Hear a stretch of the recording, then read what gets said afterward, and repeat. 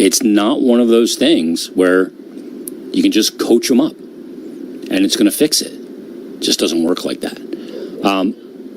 Can they send him down to the AHL and play with the Phantoms to go through some of that? Absolutely. Would he pass through waivers? Absolutely. The contract and his lack of success at the NHL level right now, nobody's going to claim him. But are you bringing Kolosov up too early, who was also in a similar yet slightly different position coming from the KHL to the NHL? So that's what you've got to figure out. Greg said, Lachenko, if there is in fact going to send him back, I fear this team will have zero burst. And with Couturier where he's at, the team's deficiency at the center position is showing more than ever.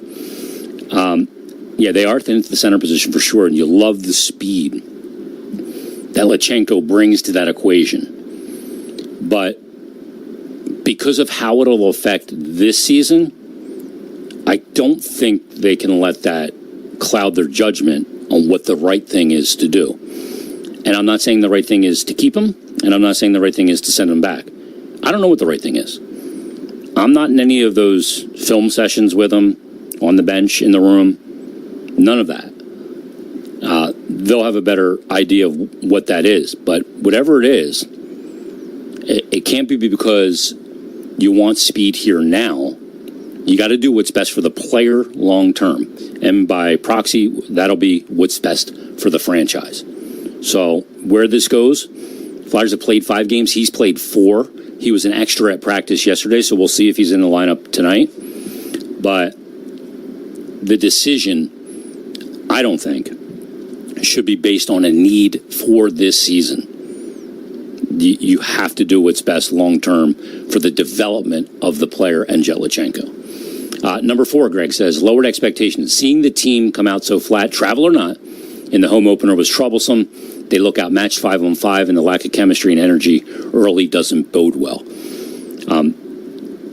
I think it's hard for a lot of us to understand what that feels like when they come back from that trip after being out there jumping around time zone to time zone, from Pacific time to Mountain time, back to Pacific time, coming back and then playing the next day. It's not easy.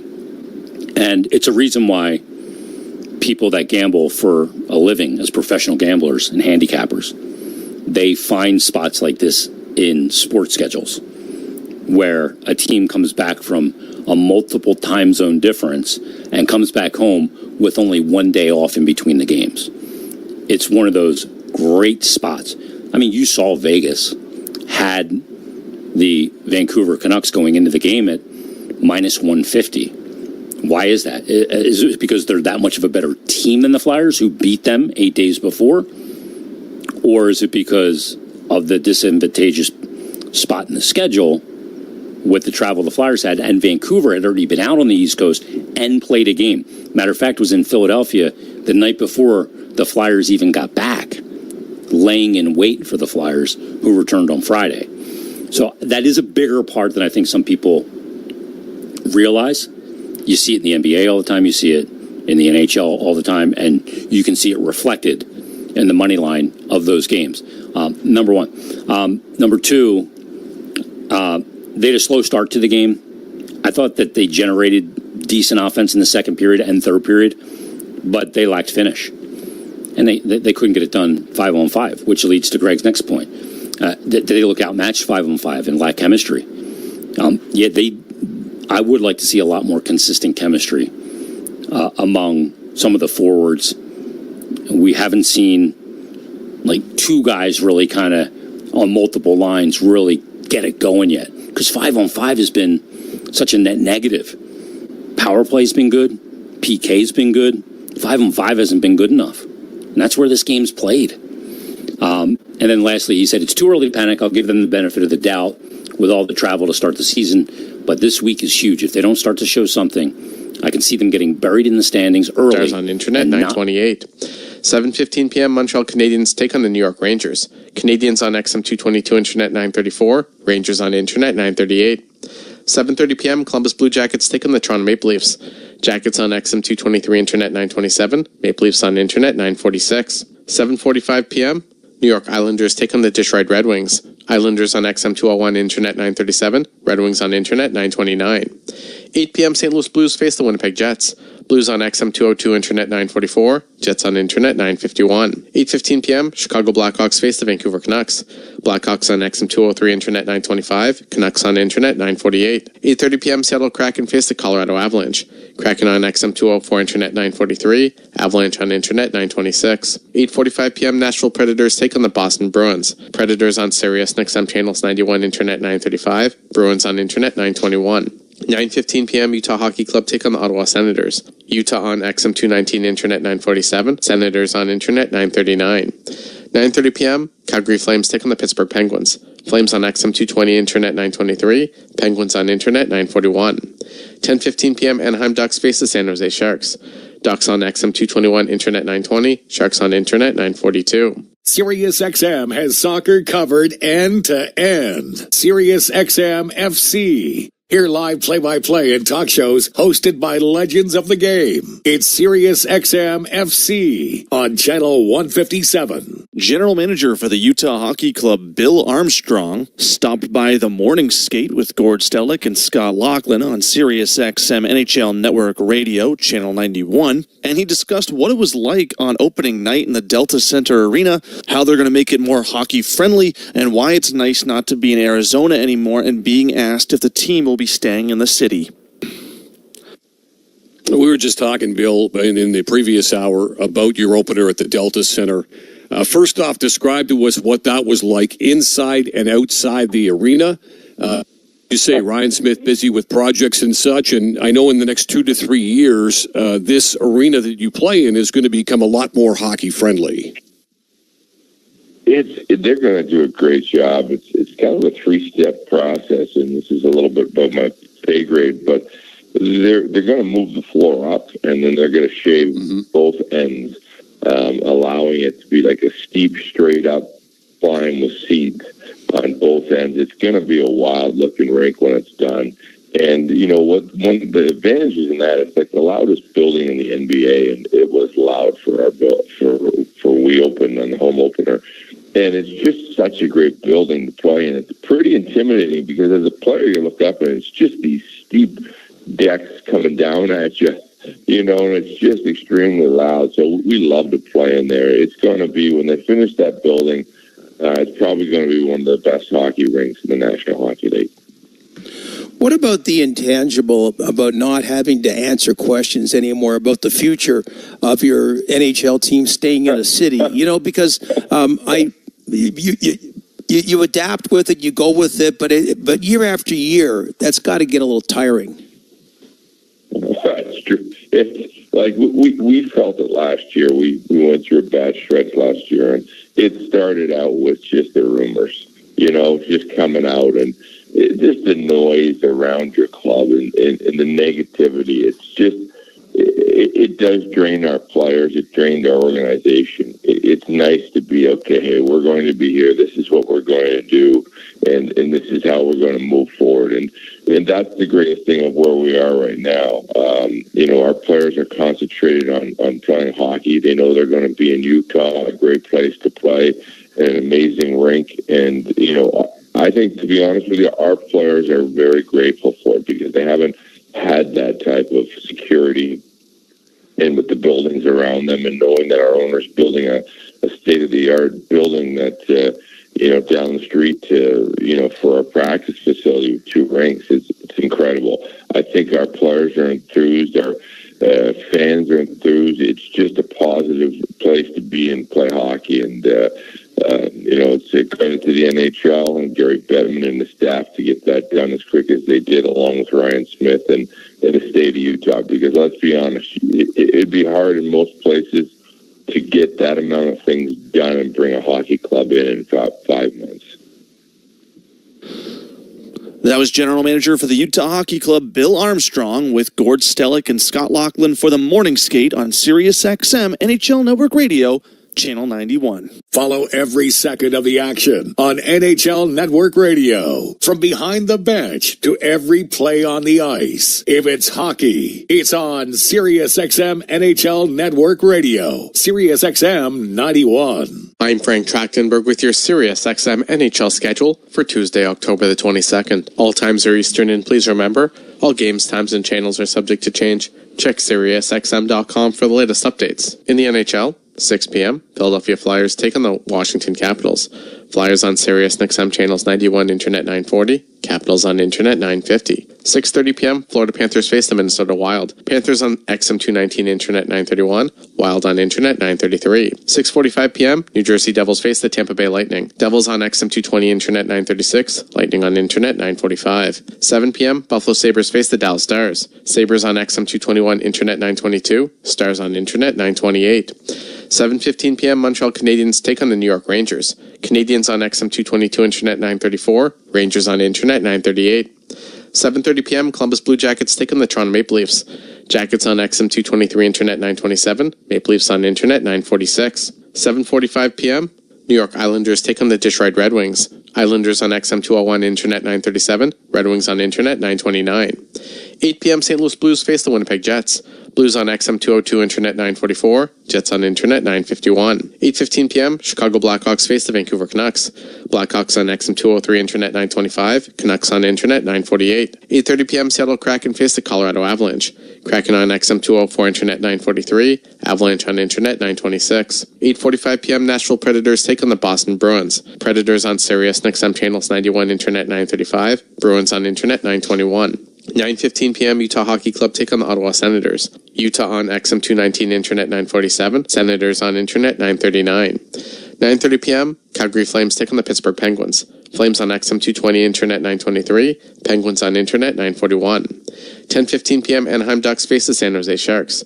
Ducks on XM 221, Internet 920, Sharks on Internet 942. SiriusXM Fantasy Sports Radio is the place for expert advice, strategy, and information for the best fantasy sports analysis to win your league. Plus, hear pick-by-pick coverage of live drafts and interviews with top players, coaches, and team executives on SiriusXM 87. Former Colorado Avalanche chairman and CEO Charlie Lyons was on SiriusXM NHL Network Radio, Channel 91, with Steve Koulias to discuss what it was like successfully keeping Joe Sakic in Colorado in 1997 during a chaotic 7-day time frame. That all this, Charlie, comes together in 7 days. Like there's, this isn't one moving part. Like if we get the Fox deal done, it's done. If the movie does really well, we'll borrow from the future, even though that wasn't the best thing, as you alluded to, from the movie company. Or the mayor says, yeah, we're going to do that. Like they could have said, it's August. We'll talk after Labor Day.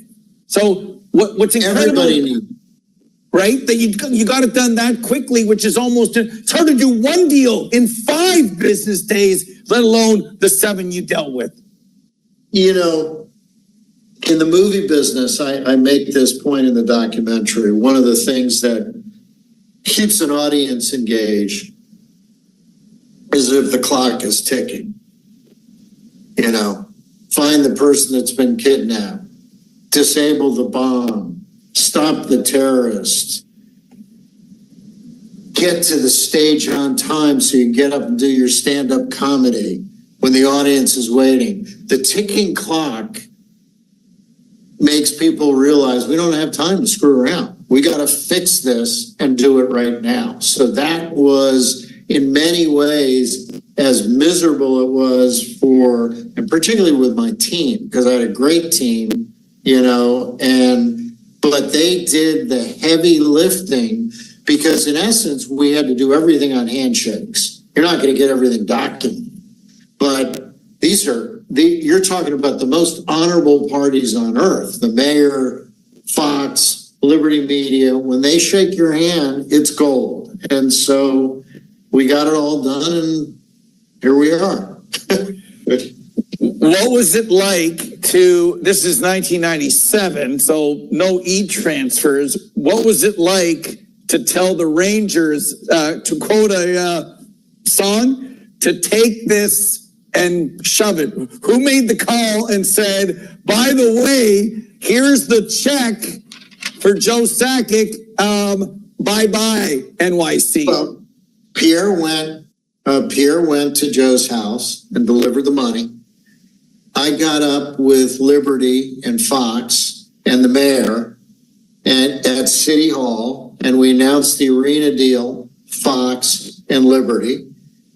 And we were coordinated. It was choreographed. And then I was a speechwriter when I was a kid.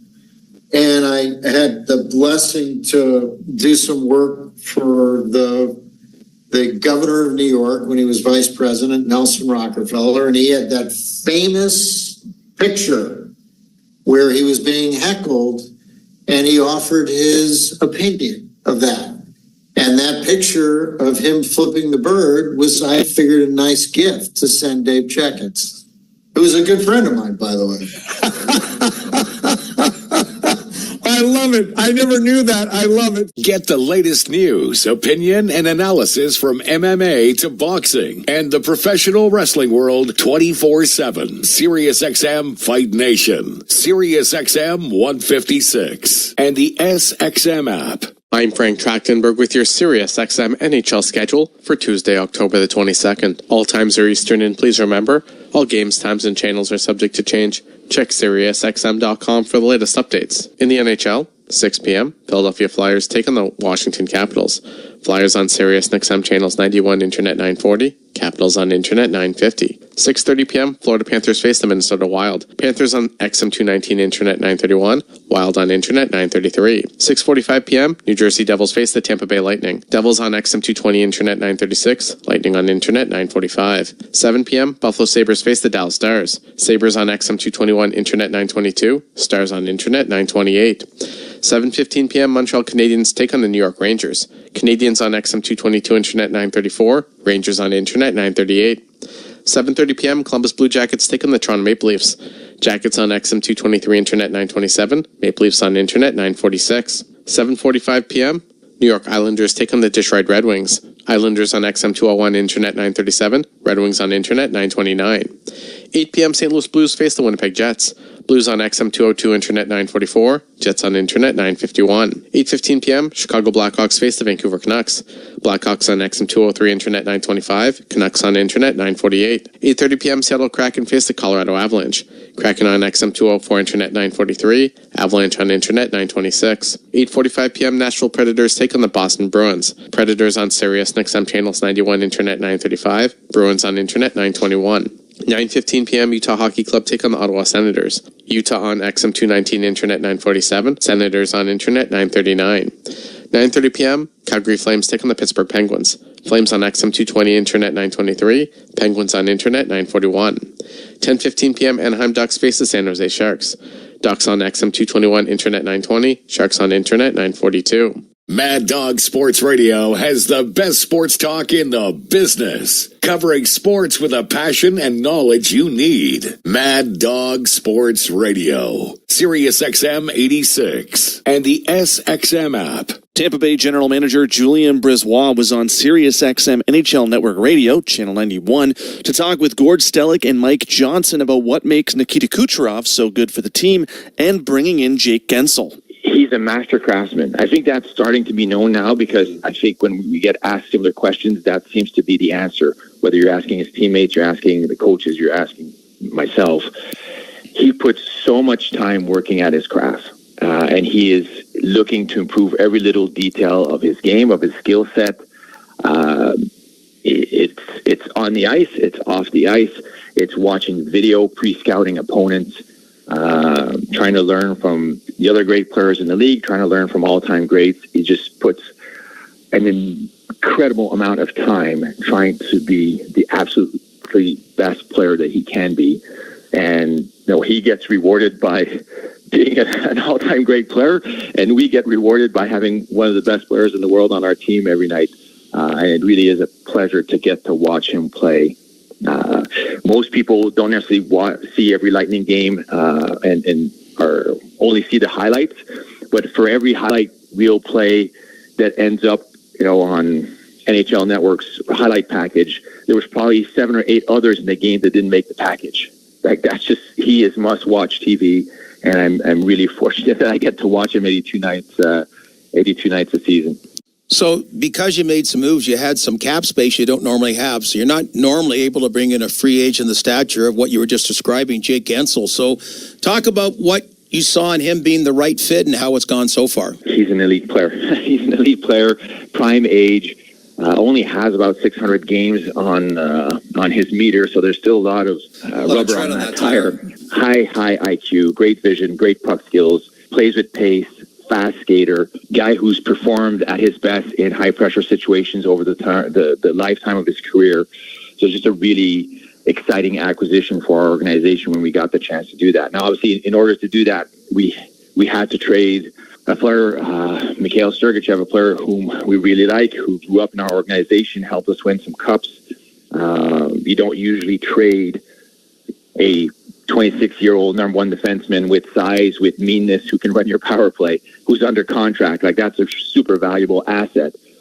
But when we're looking at the puzzle, you're always trying to build the best team possible. By trading Mikhail Sergachev to Utah, we were getting J.J. Moser, who's a top four defenseman in his own right, and who's only getting better, and he's 24 years old. We were getting Connor Geekie, who's coming in, just starting his entry-level contract.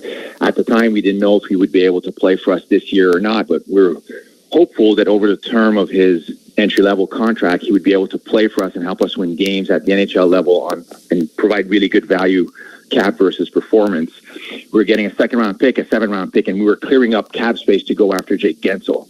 So at the end, you're looking at your puzzle. Yes, you're trading a really valuable, super valuable player in Mikhail Sergachev, but you're getting Jake Gensel, J.J. Moser, Connor Geekie, a second-round pick, and a seventh-round pick, and you're looking, is my organization in a better position to compete for the Cup if we do this?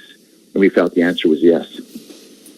MLB Network Radio is your home for 24/7 baseball talk, featuring on-site coverage of every major event from spring training through the World Series and expert analysis from former general managers and players. SiriusXM, Channel 89. I'm Frank Trachtenberg with your SiriusXM NHL schedule for Tuesday, October the 22nd. All times are Eastern, and please remember, all games, times, and channels are subject to change. Check SiriusXM.com for the latest updates. In the NHL, 6 p.m., Philadelphia Flyers take on the Washington Capitals. Flyers on Sirius XM channels 91, Internet 940. Capitals on Internet 950. 6:30 p.m., Florida Panthers face the Minnesota Wild. Panthers on XM 219, Internet 931. Wild on Internet 933. 6:45 p.m., New Jersey Devils face the Tampa Bay Lightning. Devils on XM 220, Internet 936. Lightning on Internet 945. 7 p.m., Buffalo Sabres face the Dallas Stars. Sabres on XM 221, Internet 922. Stars on Internet 928. 7:15 p.m., Montreal Canadiens take on the New York Rangers. Canadiens on XM 222, Internet 934. Rangers on Internet 938. 7:30 p.m., Columbus Blue Jackets take on the Toronto Maple Leafs. Jackets on XM 223, Internet 927. Maple Leafs on Internet 946. 7:45 p.m., New York Islanders take on the Dish Ride Red Wings. Islanders on XM 201, Internet 937. Red Wings on Internet 929. 8 p.m., St. Louis Blues face the Winnipeg Jets.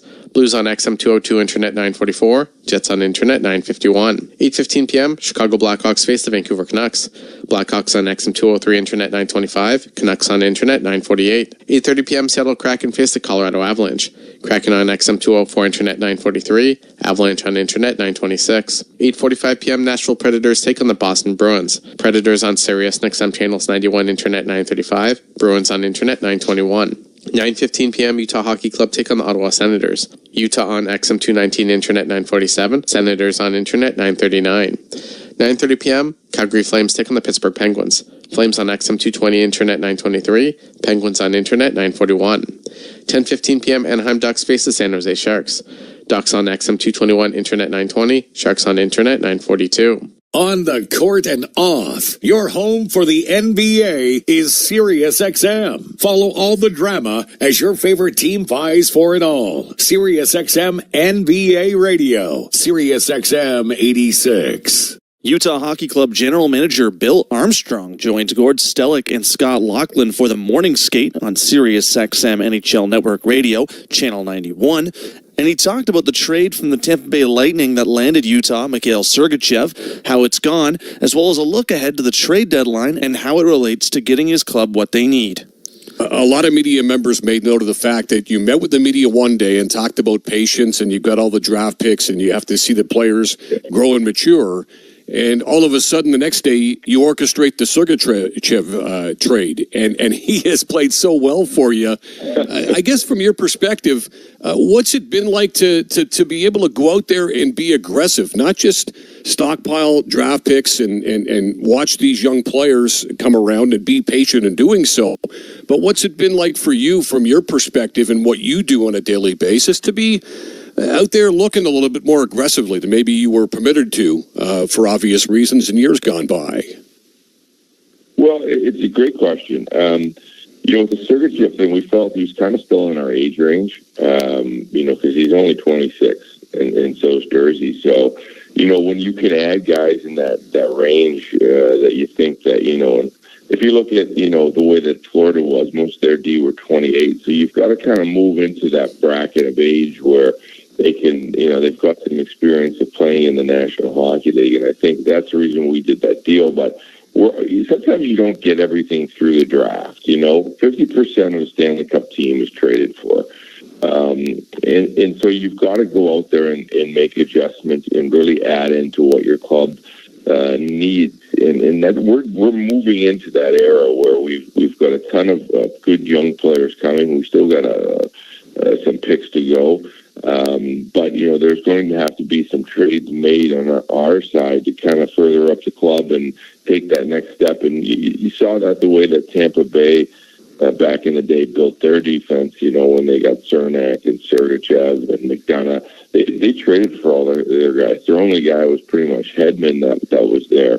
And we're going to probably have to do a little bit that the same. We'll have to make some trades down the stretch, but that's why we acquired all the prospects and picks. So are we saying that Utah will be a buyer when it comes around the NHL trade deadline?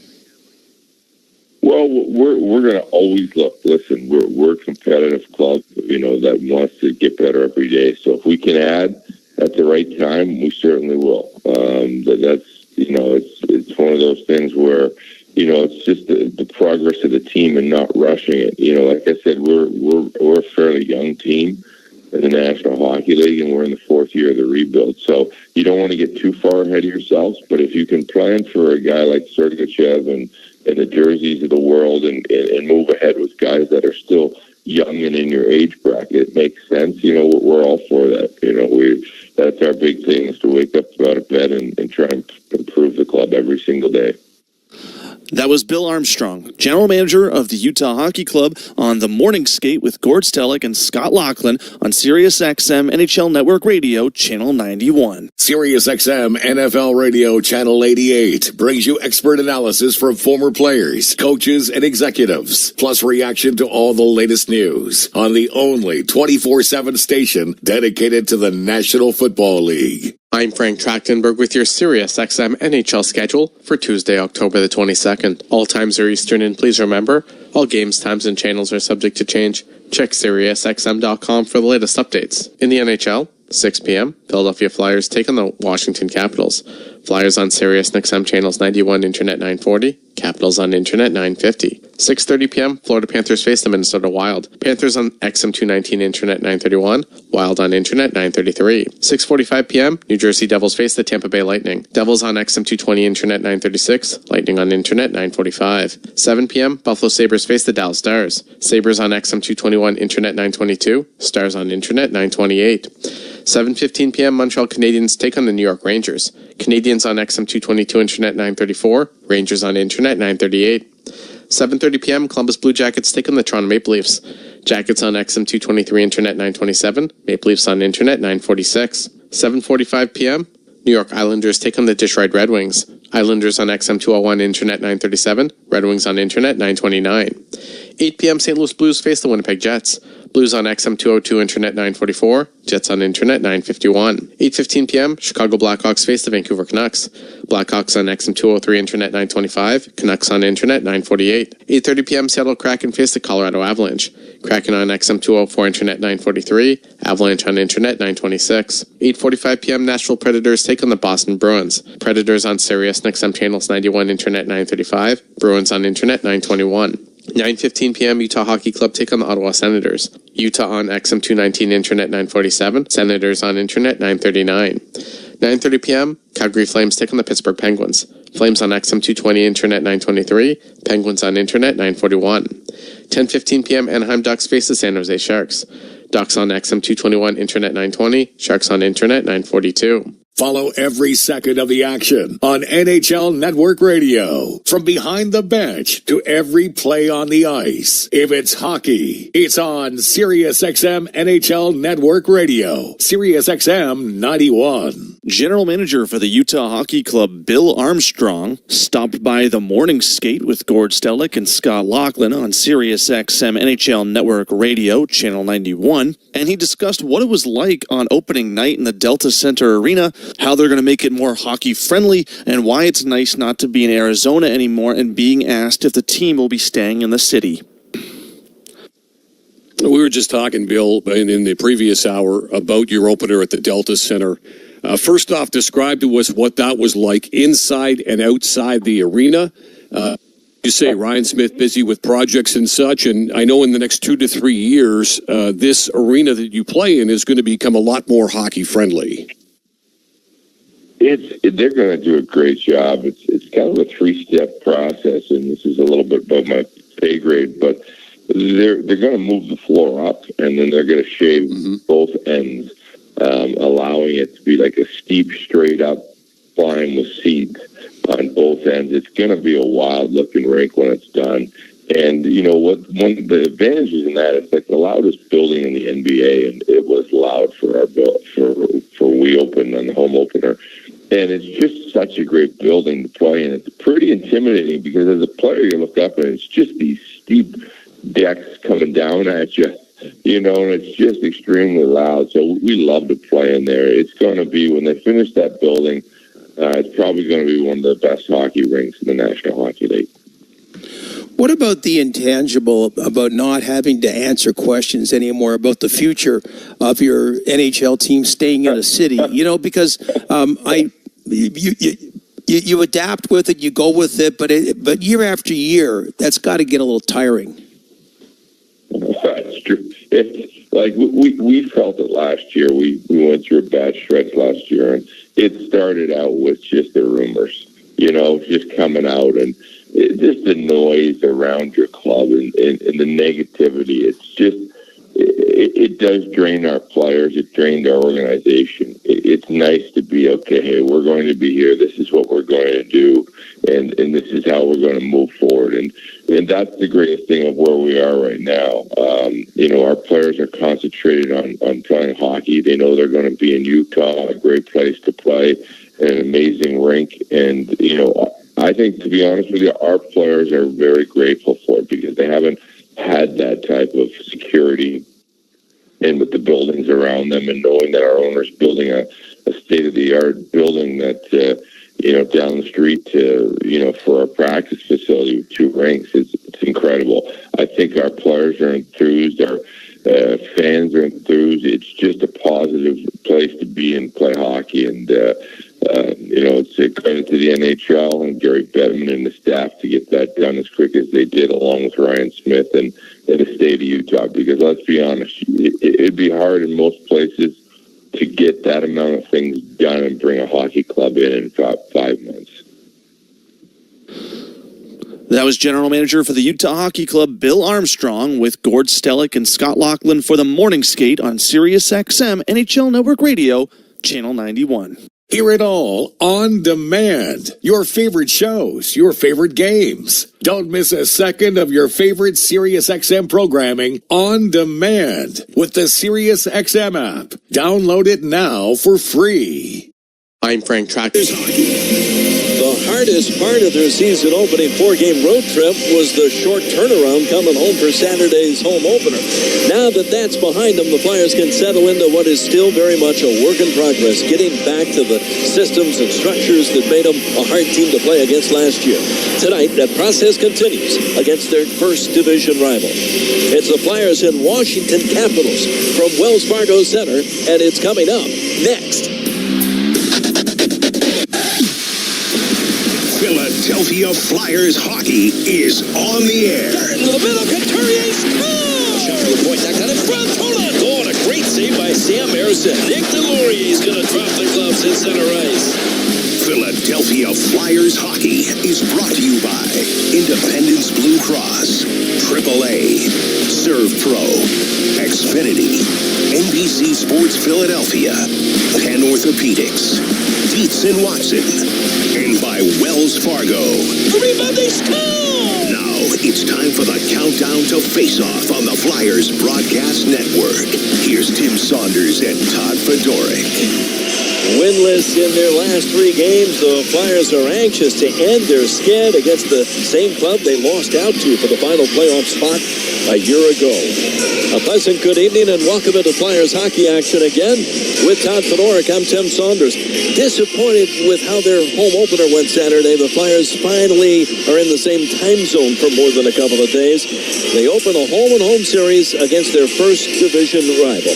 While Matvei Michkov inspires expectations moving forward, tonight for the first time he faces the guy he grew up idolizing. Fridge Ovechkin changed the Caps' fortune when he arrived in the NHL. Flyers obviously hoping that Michkov's going to be able to have the same effect with this franchise. Yeah, and I'm sure that it's a special moment for Michkov. Obviously, Ovechkin is touted as like a Wayne Gretzky-like over in Russia, a prominent player over there, a national treasure. And Michkov, obviously, growing up and being a young player, gets the opportunity to play against him, arguably one of the greatest goal scorers of all time in the NHL. So these guys, the Russian players, have brought that scoring prowess to the NHL at the highest level. And Matvei Michkov, he's in a nice game tonight, a good experience for him. So a lot of the progress the Flyers made last year revolved around their commitment to playing an up-tempo style that started with some non-negotiables defensively. They're still non-negotiable, but they haven't been able to meet those demands so far. All starts in their own end, and that's why getting defenseman Nick Seeler back in the lineup tonight might be the most important change they make in this one. Yeah, there seems to be like maybe you want to call it a lack of intensity, and a guy like Nick Seeler is a guy that replaces that. He makes other guys around him want to play a more accountable game because of his intensity. He's a guy that sacrifices himself night in and night out. He brings that level of game, and you want to play that level of intensity with him rather than against him. And you get that transfer over to Nick Delorier as well, being inserted into the lineup. Yeah, Washington's won 3 in a row. While Ovechkin does have 1 goal, Tom Wilson has scored 5 times. Wilson's always been a physical presence, and while he may not be the only reason for the change, the Flyers will have Nick Delorier Fridge in the lineup for the first time. Yeah, and Washington Capitals do not shy away from a physical game. They got some big guys. Wilson's one of those guys, plays physical, and it starts at the top. Alex Ovechkin, he loves to play a physical game, so it's going to be a physical game. You want guys like Nick Delorier involved in the game, and remember, it's not about fighting when it comes to his game. He's got to bring and he's got to almost initiate the physical play within the rules so that they have to respond to Nick Delorier rather than him just going to look for fights. Play in a way that they got to respond to you. Set to start a back-to-back home-and-home series. Flyers look for their first home win tonight. Flyers and Capitals are coming up. We'll take the break. We'll come back with the starting lineups, the opening face-off when we return on the Philadelphia Flyers Broadcast Network.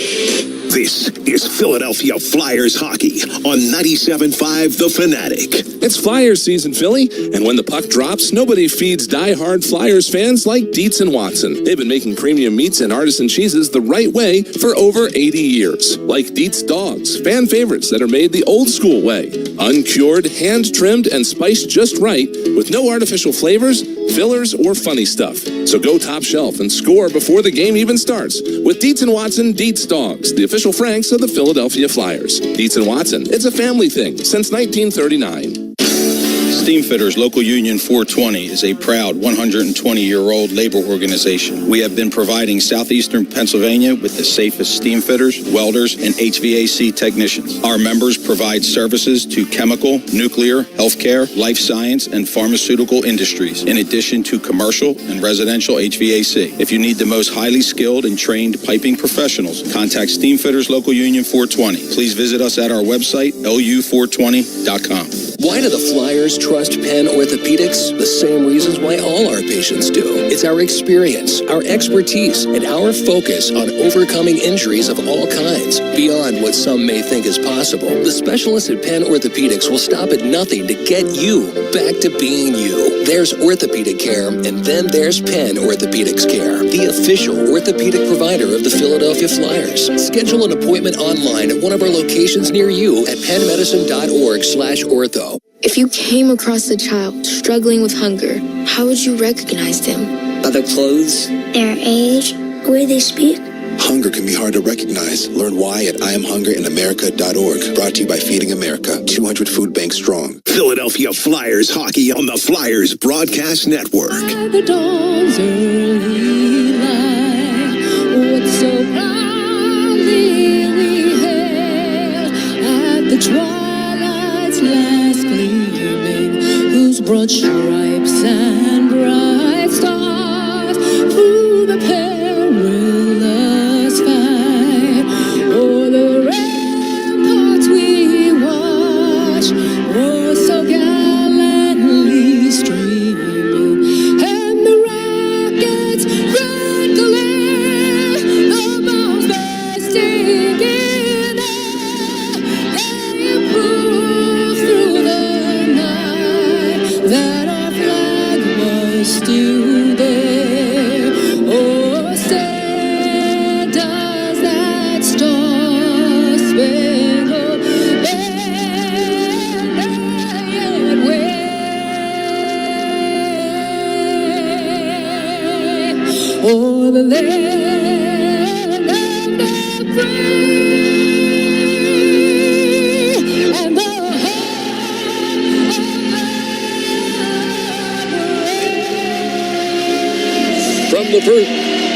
From the Wells Fargo Center, it's the Flyers and the Washington Capitals as the two division rivals will play for the first of 4 times this year. Starting goaltenders for the Washington Capitals, number 79, Charlie Lindgren. Over 2 games, he's got 1 win, a goals against average of .306 and a save percentage of .893. Samuel Ersson, number 33, is getting the start for Philadelphia Flyers. Over 4 games, he's 1-1-1. A goals against average of .299 and a save percentage of .894. The referees are Francis Charon and Frederic Lacroix. The linesmen are Matt McPherson and Julien Fournier. They wanted so bad to come into this building Saturday, their first home game, and give the Flyer fans something to really get excited about.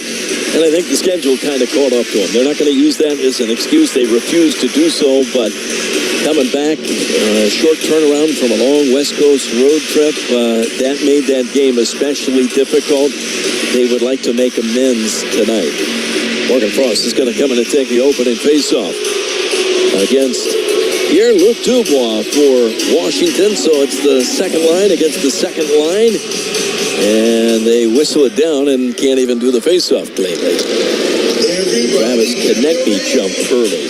Well, congratulations to new father Scott Lawton. He and his wife Chloe welcomed their first son, Reed Leo Lawton, early this morning, and Lawton is in the starting lineups.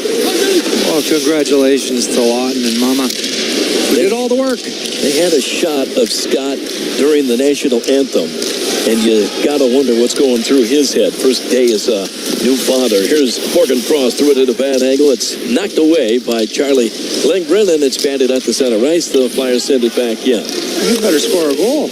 Any new father knows that first day, you realize your life has changed forever. Up the left wing. Here's Washington in on the attack. Deflected in on goal, but kicked away by Sam Ersson. That was off the stick of Pierre-Luc Dubois. At the blue line, Trevor Van Riemsdyk tried to get it to the net. That was blocked. Philadelphia's numbers the other way. Scott Lawton's over the line. Gave it to Couturier in the high slot. Shoots one. And that deflected maybe off the crossbar. Up and out of play. Not my much. Couturier with a nice find there. Just goes off the crossbar and out of play.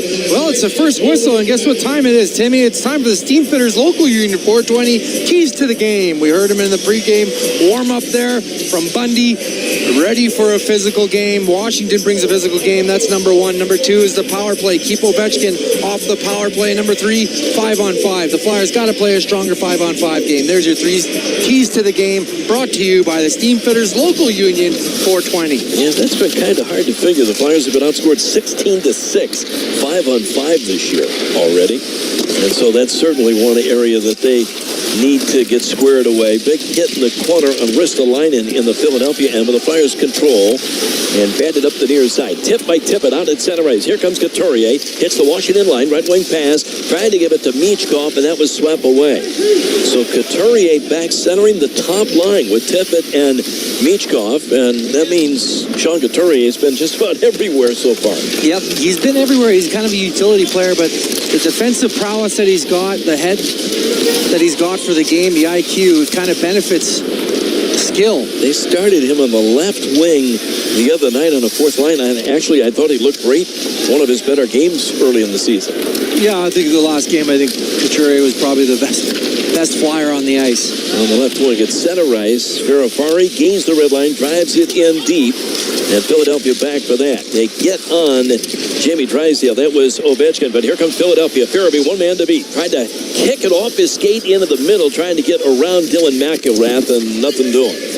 And so the Caps regain control. Ferrafari turns away from one Flyer right into another, but it is trickled out to center ice. Picked up there by Noah Cates. Just his second game. And we got a penalty coming up already. The fourth line has drawn the first penalty of the game. It's going to be interference on the Caps.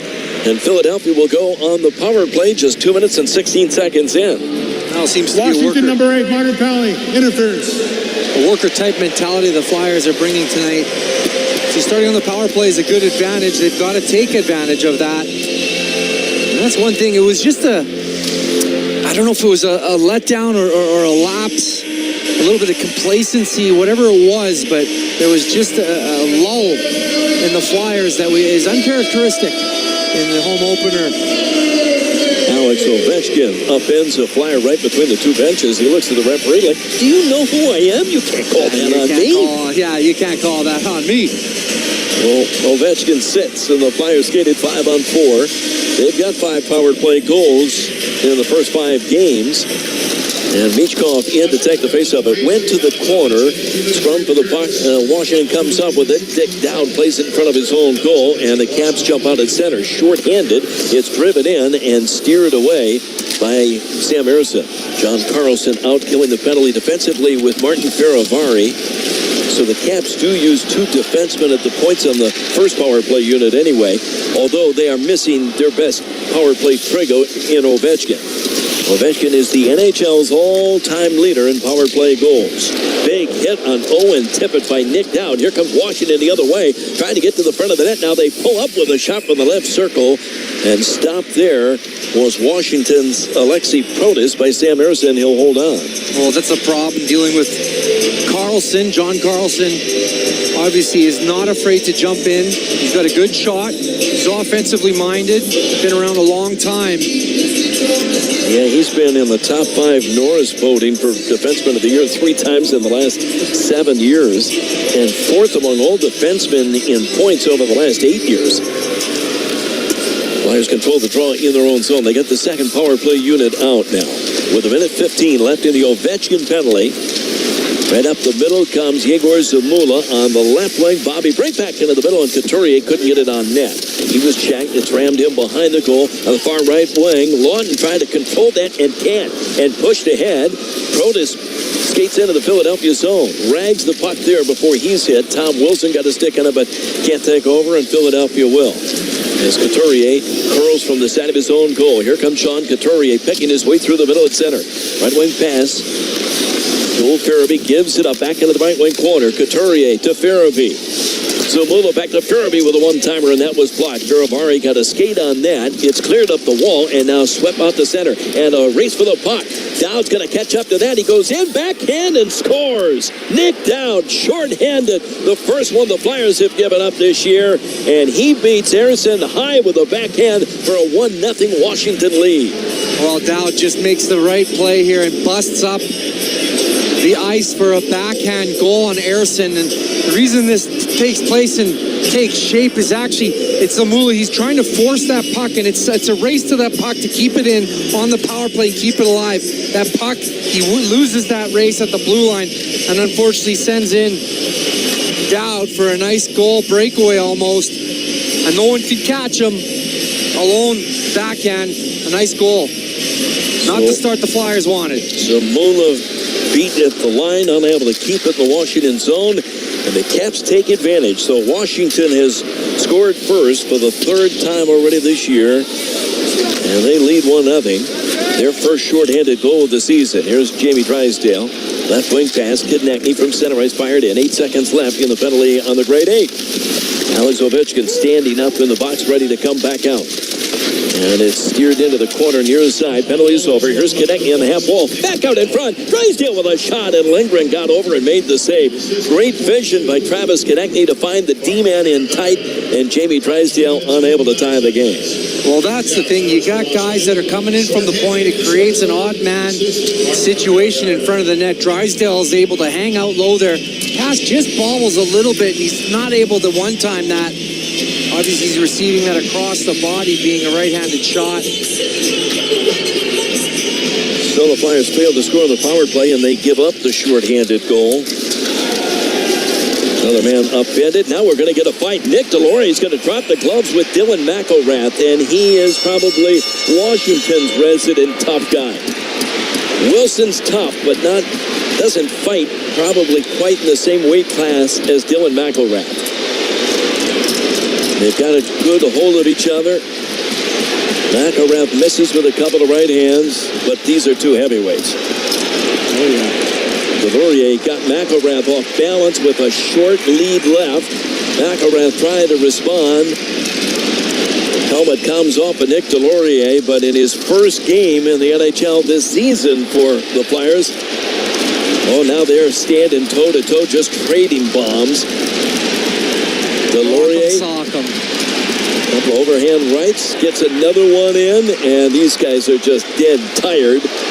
Delorier got one more for good measure, and I think the officials will jump between them, and two combatants look at each other, grin, and say, good fight.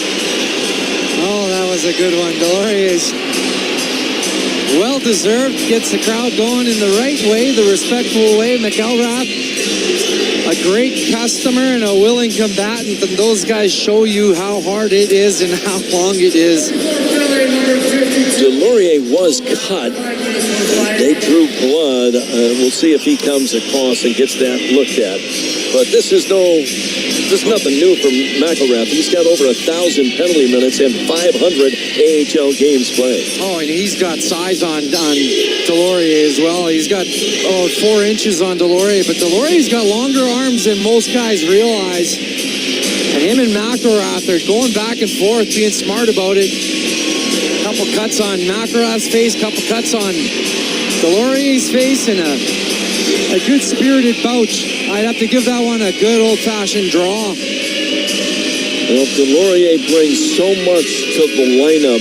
It's funny the effect that his presence in the lineup can have on his teammates. Yeah, it helps. It helps it calm things down, but I think as Delorier, for his role, getting that first one of the season in is also something good for him. Here's Konechny going in behind the goal line to try to bank it off of Lindgren. You see the Flyers do more of that. Sinch Michkov arrived, thrown at the net from the point. And we get another penalty coming up, and this is going to be on Philadelphia for slashing. I think it's Konechny that'll go in, and Washington will get their first power play chance of the game. Number 11, Philly's got a minor for slashing. I was just going to talk before that penalty was called on the Flyers. How much of an impact that can make is kind of stated by the team and how they play after a moment like that in a hockey game. The guys step up and fight to get the emotions going and show up. But the penalty happens, so. Fridge, when I talk about the effect he has, it's not even just the fighting. That's not even the point. It's just the room he creates for teammates. He can kind of settle an opponent down a little bit just by being on the ice. Well, Washington skates at 5-on-4. It's a good deterrent, Tim. If you have them there and ready to do that, and everybody on the ice knows on both teams, it's a deterrent to nefarious play. Very nice. Deterrent for nefarious. That's very good. From players that wouldn't necessarily be nefarious if you had them in the lineup. Dictionary away. We got a game here. Wilson checked in the corner along the end wall, and the Flyers will clear all the way down. Well, that's a rule that Todd Fedoruk filled in the National Hockey League for years. Here come the Caps again from behind their own net. John Carlson headbands up the left wing. Dylan Strome hits the line. Ovechkin was right there with him. That puck hit the linesman's skate. Now onside, Tom Wilson picked it up. 5 goals already on the year. No Cap has ever scored in each of their first 6 games to start the season, or the first 5 games. He's got goals in the first 4. Well, Tom Wilson was one of those guys that broke the mold kind of for first-round draft picks. Came in highly touted. Started playing a little bit more of a physical game, but always had that prowess around the net and good shot. Hendricks Lapierre failed to get it in at the line. Now he has it again. This time he will dump it around deep in behind the Philadelphia goal. In the corner, played on the end wall by Mangiapane, but Philadelphia able to intercept and clear. So with 25 seconds left in the Konechny penalty, back behind his own goal, this is Jacob Chychrun. Chychrun plays it right wing. Mangiapane caught up to that in the corner, plays it back right point. Chychrun looking rink wide. They got Ovechkin in that left circle, and he won't move from there. Down low. Lapierre gets it back to Chychrun. Hendricks Lapierre on the right wing hash mark. Penalty about to expire. Chychrun will take the shot himself. That was blocked in front. Now Philadelphia springs Konechny. Dives, controls it. He's going right in with a shot and kicked away by Lindgren. What a play by Konechny.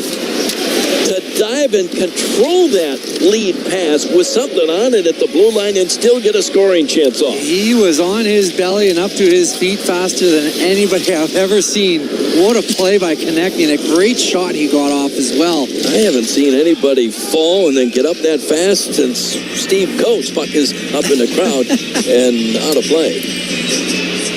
Well, we get a timeout on the ice. 12:48 to go here in the opening period. 1-0. Caps with the early lead on the Philadelphia Flyers broadcast network. This is Philadelphia Flyers hockey on 97.5 The Fanatic. After an exhausting summer of vacations, sunshine, and summer Fridays, we all deserve to relax, don't we? Fall is the perfect time to slow down with a special glass of wine. With Fine Wine and Good Spirits Chairman Selection, you're getting top quality wines priced way below what you'd expect. But like the changing leaves, these deals won't last. Once they're gone, they're gone. So swing by Fine Wine and Good Spirits and fall into the best flavors from Chairman Selection. Only available in limited quantities while supplies last. Please enjoy responsibly. It's happening here in Pennsylvania. Sanctuary cities are releasing violent illegal immigrants onto our streets with the help of Bob Casey. Casey voted repeatedly to fund these dangerous sanctuary cities. Casey's policy let more illegals, more criminals loose in our neighborhoods, making our families less safe. Worse, instead of deporting criminal illegals, Casey voted to give them amnesty. Casey's amnesty would give illegal immigrants your Social Security and Medicare. That's right, Casey would give your benefits to illegals, but he'd also make you pay more. Casey voted for higher taxes on seniors' Social Security benefits. Seniors can't afford higher taxes? Bob Casey, taxing you to pay illegals. It's just another Casey con job. It's time for a change. It's time to fire Bob Casey. Senate Leadership Fund paid for and is responsible for the content of this advertising, not authorized by any candidate or candidates committee. SenateLeadershipFund.org. Philadelphia Flyers hockey on the Flyers Broadcast Network. This season, the Flyers are teaming up with Penn Medicine for the Penn Medicine Assist. For every Flyers assist this season, Penn Medicine and the Flyers will be donating 30 pounds of food to local communities in need.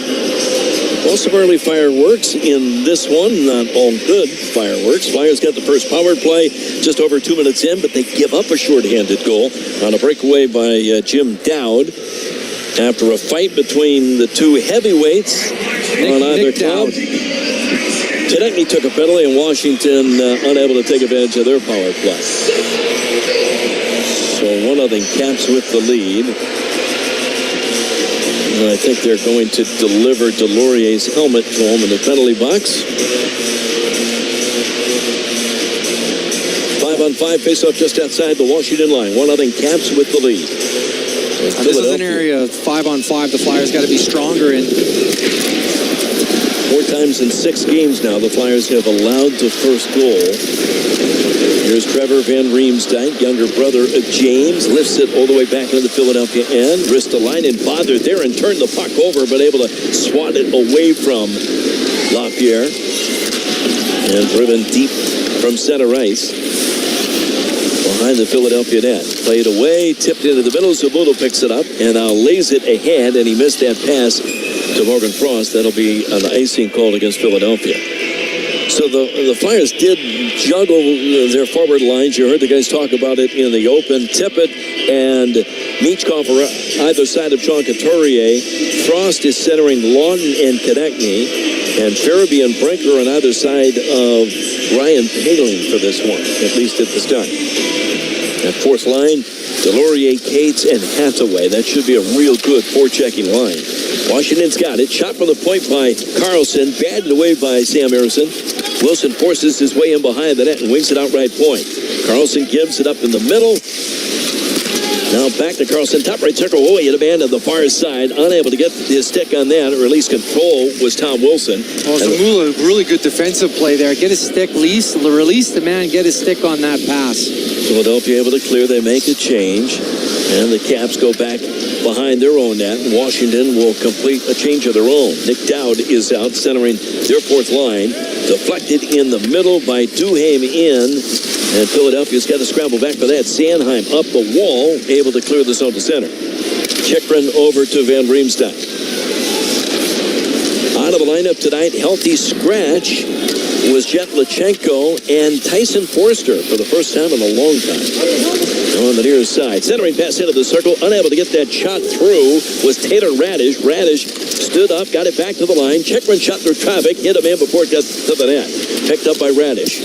Down low into the corner. Dowd's got a man in the slot. Back to the line it comes. Chychrun couldn't get it to the net. Again blocked, and finally Philadelphia will bang it out to center. Yeah, a lot of those shots aren't getting through. There's Chychrun again, weaves his way back in at the Flyer line. Backhands it in behind the net. Into the far corner. Protas overskated that. Ovechkin gets to it just inside the blue line and then got turned around, tripped up, and no penalty called. And Ovechkin really tried to sell that. Referee's just shaking his head. Now it comes to Ovechkin. Top right circle, took a shot, blocker saved by Ersson. The rebound tucked just wide on the backhand by Alexei Protas, and Philadelphia heading the other way. Connecting up that right wing, cut into the middle, and then lost control. The Caps steer it to center. A penalty coming up, high sticking on Nick Seeler. He got the wood up on Dylan Strome, and Washington's about to go back on the power play for the second time. Unfortunate. This happened fast. It's Seeler. He's coming across, and he's coming across the body. He's beat with speed. Number 24, Philly's got a minor for high sticking. He's got his stick in his right hand, and in order to pivot, he's got to bring his stick across his body, and that's what actually catches Strome. Yeah, that puck was tipped into Seeler's skates as it got by. Almost like a cross-check, right? Yeah. So Philadelphia short-handed again as the Caps send out Dylan Strome with Tom Wilson up front and Ovechkin. The 2-point men are Mangiapane and John Carlson now. Now this is a position the Flyers didn't want to be in. Was going into the power play scenario with Alex Ovechkin on the ice. Strome unable to get it in deep. Ovechkin, we said, the all-time NHL leader. He's got 312 power play goals. 18 of those have come against Philadelphia. 49 career goals against the Flyers. Short-handed at center. Hathaway had his shot blocked, or his shoot in. And Washington pushes her right back deep into the Flyer end. Lawton back for that, chipped it on the wall, but controlled by Wilson. Now in the corner, they work it to Carlson up top. Back down low, Strome. Check. It comes back to him at the base of the right circle. Settles it there. Pierre-Luc Dubois back into the middle. Carlson over to Ovechkin with a one-timer, and a Flyer got over there. So Mulla deflecting it up and out of play. Oh, thank goodness for a long reach. Zamula is able to get his stick on this one. In that ever so dangerous position that Alex Ovechkin has made a living in. Yeah, I said sometimes he won't even move from that spot. And we've seen games where he's out the whole 2 minutes of a power play because he doesn't exert a whole lot of energy because he's not skating much. He's a right-handed shot at the top of the circles, and he's just moving inches one way or the other to beat that goaltender. He's just such a prolific scorer. Well, the Flyers are very aware of where he is on the power play and shading him like Zamula did there. Flyers win the faceoff on their own end and dump it all the way down. Halfway through the second Washington power play, and here come the Caps through center. Hitting the line, Pierre-Luc Dubois gave it to Strome, back to the line, Carlson. Threads a pass down the middle, and it got away from Strome, and a good defensive play. Couturier able to clear it out at center ice. So Couturier, good job on the PK. He's out with Cates. Here gaining the zone, Pierre-Luc Dubois sends it in deep. Jammed up the near side and batted away by Philadelphia's Cates. Pushes it back into the Washington end. Flyers will change on a PK as Chickman makes the big turn and skates through center ice again. Drop pass over the line. Connor McMichael gives it up. Second unit for the Caps. Turned it in behind the goal, but that's picked off by Ristolainen. In the far corner, Konechny backhands it out. Now a bouncy puck ahead. Lawton stepped around a man, went in, took the shot, and he fired it just wide. Again, Konechny and Lawton almost hook up. But here come the Caps right back the other way. Over the line, Lapierre. Penalty just expiring now. Philadelphia back at even strength. Lapierre over to the far top left circle, and fanning on that shot was Van Riemsdyk. Flyers get it to Lawton at center. He's alone. Dipsy-doos by two Caps. The loose puck controlled into the left corner. Here's Matvei Michkov, and he tried to bank it from behind the goal line off the netminder and in. Steered away, batted up the right wing, stepping by a man, Brandon Duhaime, and the fourth line for Washington cycles back in behind the goal. Drysdale fights through a check, gets it ahead, and poked the center ice down. Here's Owen Tippett with Morgan Frost at the Washington line. Frost gives it up, coming late. Drysdale couldn't get that shot through. On the near side, Duhaime had a chance to clear, and he shovels it to center. They get it ranked wide. Over to the left side, Sandin's in. He was checked. Good stick there by Drysdale to break that up. Tippett from behind his own net. Dropped it back for Jamie Drysdale, and he'll headman. Up through center and bumped off that puck, and taking a shoulder to the chin was Michkov. The other way, Pierre-Luc Dubois' shot steered away by Sam Ersson, and Philadelphia clears. Michkov goes to the bench to kind of clear the cobwebs there. Oh, right in the middle of the ice, Rasmus Sandin bumped up into Michkov. It's a good solid hit. Yep, nothing dirty about it. You just got to be aware you're going to get hit, and he got caught with his head down a little bit. Farabee pushes it down the far wall into the Washington zone. Jammed in behind the net, centering pass right out in front. Oh, what a save by Lindgren on Bobby Brink on the backhand. Here's York jumping in with a shot. We got a penalty coming up on Washington. It'll be a slash, but Bobby Brink did everything but tie the game. Great save by Charlie Lindgren. It's still 1-0 Caps. Flyers go on the power play when we return on the Philadelphia Flyers broadcast network. This is Philadelphia Flyers hockey on 97.5 The Fanatic. At Independence Blue Cross, we take care of the people who take care of you. Everyday heroes like firefighters, teachers, farmers, and healthcare workers. Doctors and hospitals across the region have IBX, and they know what it means to have reliable access to care. So whether you're saving lives or just trying to live a healthier life, count on IBX, the region's #1 health insurer for 85 years. Learn more at IBX.com. Welcome to the plus side, where AAA Plus membership means that an empty gas tank won't keep you from a full day, and where a dead battery can't stop you from being the life of the party.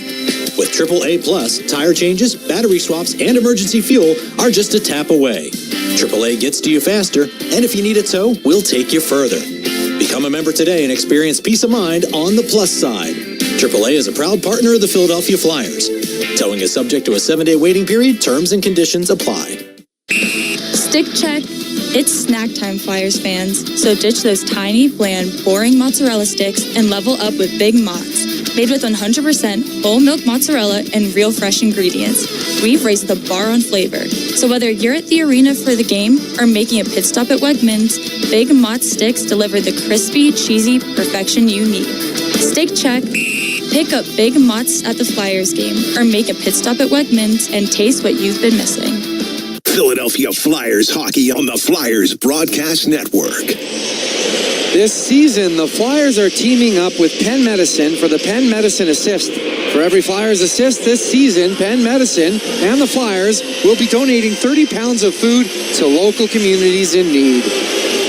Bobby Brink's going to be having nightmares tonight when he sees a replay of that chance he had. Took a while to settle the bouncing puck and get a backhand shot on goal, but Lindgren, I think, thought that was in. Well, it all developed so quickly as well, but... Flyers go on the power play for the second time. And Philadelphia's Frost gets it down low. Tippett back in front. Rink wide pass over to the far side. And again, Michkov from below the goal line almost scored. He's got it back in front of the one-timer. And Lindgren made the save and pounces out to cover it up as Philadelphia's Konechny comes close. Well, the Flyers are well aware. Lindgren is actually catching on the opposite side to most goaltenders. Obviously, right-handed catching glove, left-handed blocker. Actually, sometimes that can surprise some players, and I think you get a different look. Bobby Brink kind of froze there a little bit, and he's like, wait a second, I'm used to seeing a glove here. Actually, left-hand catching blocker right-hand catching blocker on the left. It is a different look, you're right. Morgan Frost waiting for this face-off. Flyers looking for their 6th power play goal of the season. On the draw, Konechny bats it over to the far wall. Michkov plays it to the line. Jamie Drysdale tried to jump around Dowd and lost it out the center. So Dowd goes to the bench. Change on the PK. Here's Drysdale. Drops it. Michkov misses Tippett with a pass. Gets it back across. Konechny curls back at his own line. And the natives are already getting restless. Konechny's like, let's try that again, guys. Konechny right up the middle. Off the stick of Morgan Frost in Washington, an easy clear. So back for that. Drysdale in behind the net. Drysdale skates ahead, gave it to Tippett. One-touch pass back to Konechny with speed through center. Stick handles by one man, steps in. Tried to give it up in the right corner. He kind of mishandled it, or right circle, so he plays it back to the line. Now Michkov near side. Tippett back to the blue line. Over to Konechny in the right circle. Back across. He was looking for Michkov. Washington got a stick on it. Here they come, short-handed, but Wilson will just bump it wide of the net. Chase down to the far corner. Behind the goal, Protas overskates that. And Philadelphia takes over again. 38 seconds left. A lead pass. Tippett gets it to Michkov. Carries into the Washington line and then tried to go cross ice, and it was deflected out. So the Flyers will go back for it and get the second unit out. Lawton takes the drop pass from Yegor Zamula. Out with Bobby Brink and Joel Farabee. Brink on the left wing half wall was checked, and the Flyers turned it over. McMichael rolls it into the middle. Now coming late. All alone, short-handed. They score. Up high by Andrew Mangiapane. The second short-handed goal the Flyers have allowed in this first period. That's not good for anybody. It's 2-0 Washington. And it's a broken play on entry. Happens twice. It's been happening too often. Mangiapane is sprung from a pass on the outside, but this is a play that the Flyers want back on entry. They just mishandled that puck, and right down the other way, Andrew Mangiapane gets us in wide. He's coming down in on a left-handed shot, and he makes no mistake. He's far enough out. He's got an open shot. He goes short side, blocker, and beats Sam Harrison, and John Tortorella is not happy about this start for the Philadelphia Flyers. Yeah, they're a -2 on their own power play already. 2-0 Washington. Short-handed goals by Nick Dowd, and now Andrew Mangiapane.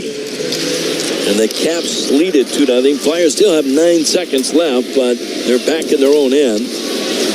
Here's Travis Sanheim, jumps to center, gets the red line, drives it in deep, but the penalty is over.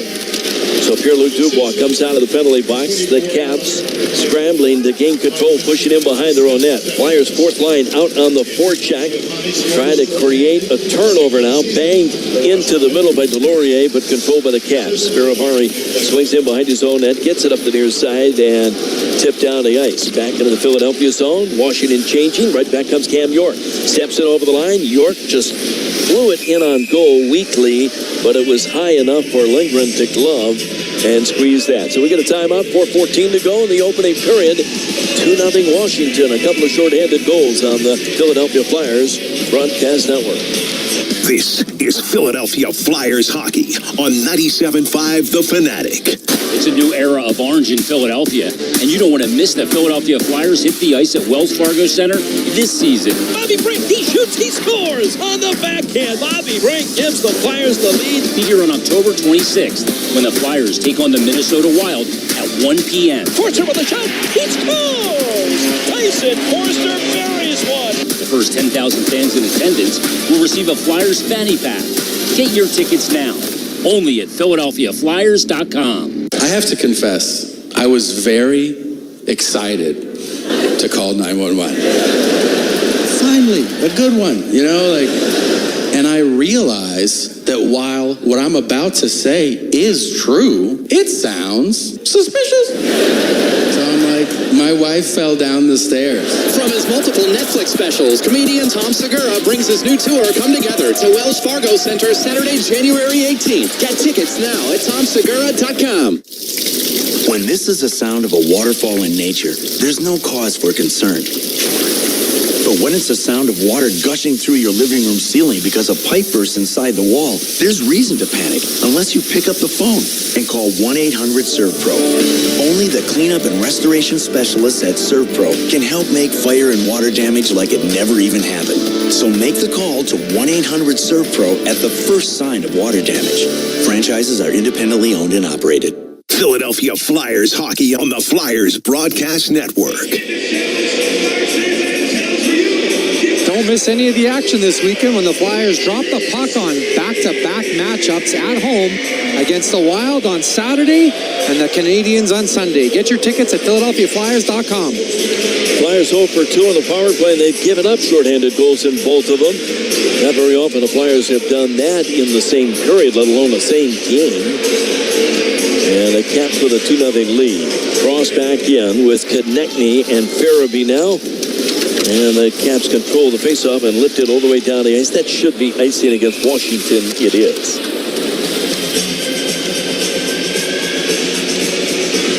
So after Lawton was out on special teams, Konechny and Cross with Farabee. It's Sanheim and York. Faceoff circle to the left of Charlie Lindgren, and he's been sharp already. Flyers have had a few good scoring chances. None better than Bobby Brinks that Lindgren made just a great save on. Trevor Van Riemsdyk hitman's up the right wing. Wilson unable to turn and drive it in. Now does on a second effort. And around the far wall, steered out of center ice by Morgan Frost. Farabee one hand on the stick, trying to keep it alive for Frost. But the bouncing puck steered away by Washington to center. Wilson will drop it back to his defense before he goes to the bench. 3:35 left in this opening period. And the Caps regroup, and Chiappani just inside his own line. Up the right wing, Jacob Brana sweeps it in deep. Sealer goes in after that. Leaves it on the near wall, and Farabee lays it across center ice. Michkov in the neutral zone. Lays it across to Drysdale. Jimmy Drysdale backhands it in behind the Washington goal. Michkov to the right point, thrown to the net. That hit a skate in front. That off of Owen Tippett. Tippett, another shot blocked away by Charlie Lindgren. Couturier reaching for it behind the net. McElrath got into the far corner. Tippett shoveled it back into the near corner, but Washington will get there first, and Mangiapane lifts it out. Drysdale hurries back for that. Gives it to Michkov, headbanding up the left wing. Washington changing again. Couturier at the line, gave it to Tippett. He's tripped up, and they're going to say no penalty. I don't know if he stepped on a stick. Usually that doesn't matter. Couturier bats it back out in front of the Washington cage, but Zamula was shouldered off that puck. Michkov on the far half wall, controls and plays it out. Zamula at the left point. That shot got through and hit the shoulder of Charlie Lindgren. Was knocked over into the far corner. Sandin had a chance to clear and unable to get that out as Flyers send it back into the left wing corner. Some much-needed offensive zone time by this line. Here's Michkov again. He had a man cutting in front. Couldn't get that to Bobby Brink, and the Caps will use the glass to clear. Ristolainen right ahead to the Washington line. Brink dropped it, gets it back, took the shot again. Lindgren got that with the blocker. That's 9, actually now 10 saves that Charlie Lindgren has made. And a couple from in tight. On the far wall. Brink got into the middle. Here's Palin, and he was checked before he could take a shot. Hauled down, no penalty. Didn't think there should have been one. Over the line, Washington the other way. Lexi Protas gets it into the left wing circle. Dowd protecting it on the wall as Brink leans on him. And Philadelphia's Palin gives it up. The Flyers will send it up to center ice. Scott Lawton into the Washington zone, but the Flyers want to change. Tip back into the Philadelphia end, and Cedars got to hurry back for that. Minute 20 to go. Here in the opening period, a bouncing puck. The Caps can't keep it into the line, and they got to regroup at center before Carlson sends it back in deep. That puck bounced away from Jamie Drysdale, but he recovers.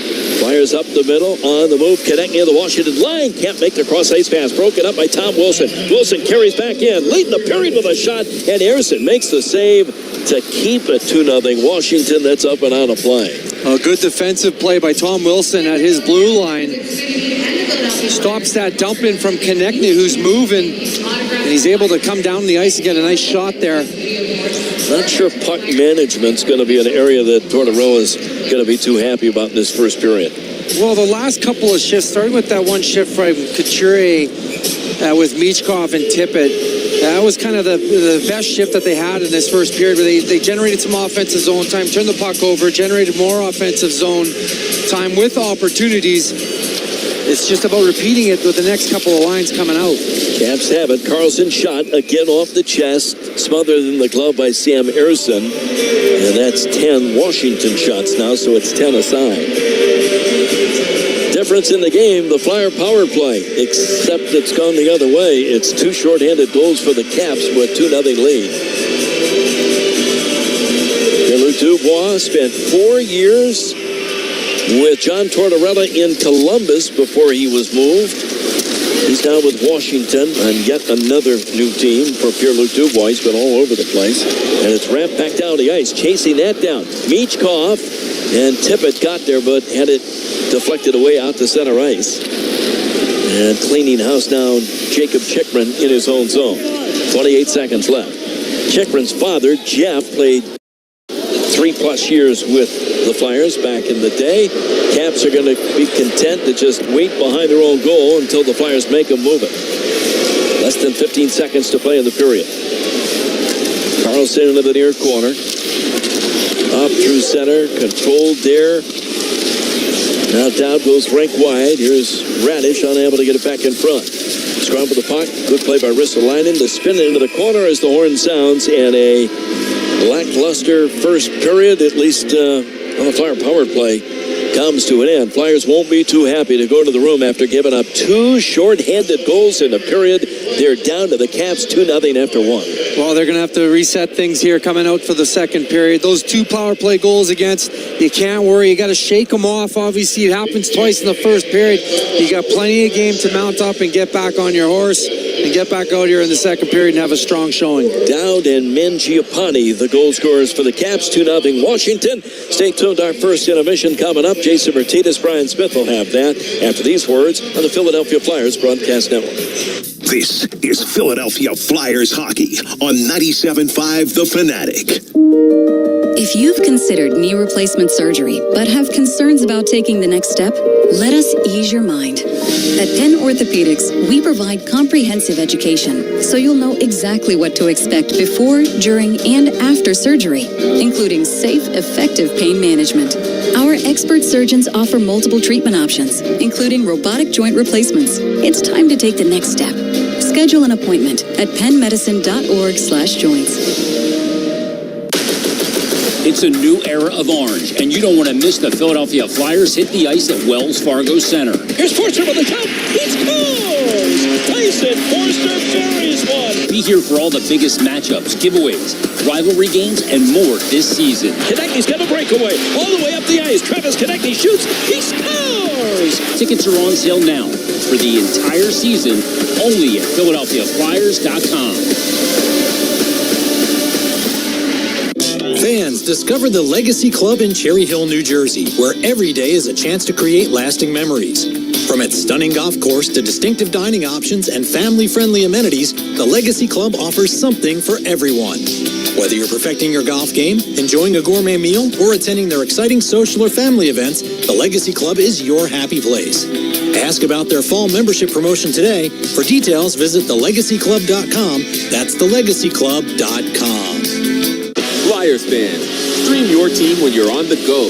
Never miss a big hit, save, or goal from the Orange and Black with the NBC Sports app. Download now. Steamfitters Local Union 420 is a proud 120-year-old labor organization. We have been providing southeastern Pennsylvania with the safest steamfitters, welders, and HVAC technicians. Our members provide services to chemical, nuclear, healthcare, life science, and pharmaceutical industries, in addition to commercial and residential HVAC. If you need the most highly skilled and trained piping professionals, contact Steamfitters Local Union 420. Please visit us at our website, lu420.com. Super Pretzel soft pretzels are America's favorite snack food because they're soft, warm, and delicious. Baked, never fried, and low fat. Super Pretzel soft pretzels are the perfect treat for kids of all ages. Top them with salt, dip them in cheese, or dunk them in mustard for super snacking anytime, anywhere. Like Super Pretzel on Facebook for cool product news, promotions, and coupons. Super Pretzel soft pretzels always hit the spot. Run to your nearest concession stand to enjoy one now, or grab them from your grocer's freezer to enjoy at home. This is the Flyers Intermission Report with Jason Martinez and Brian Smith on the Flyers Broadcast Network. Flyers trail the Washington Capitals 2-0 after one period of play here at Wells Fargo Center. The second home game of the year in the first half of a back-to-back home and home for these two teams. They're going to get together again tomorrow night in Washington. That game will be a 7:30 start, and that game will be on TNT for your telecast. So two consecutive national TV games here for the Flyers.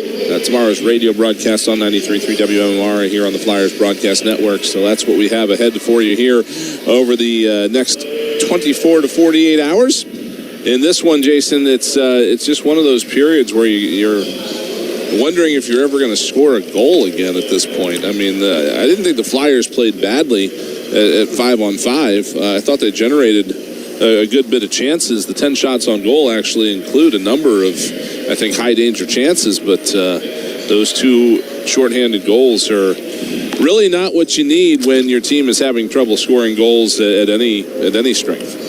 Yeah, the power play for the Flyers has been a revelation to start this season. With the Vancouver, the last game, because they were shut out, excluded, you don't see it kind of going so far the opposite way, where you give up two shorthanded goals in one period, and you got to try and find a way to pick yourself up off the mat. But you're right, when a team is struggling to score, coming off a game where they were shut out, the home opener, that 3-0 loss against Vancouver, and then you have a period where you have some really good scoring chances.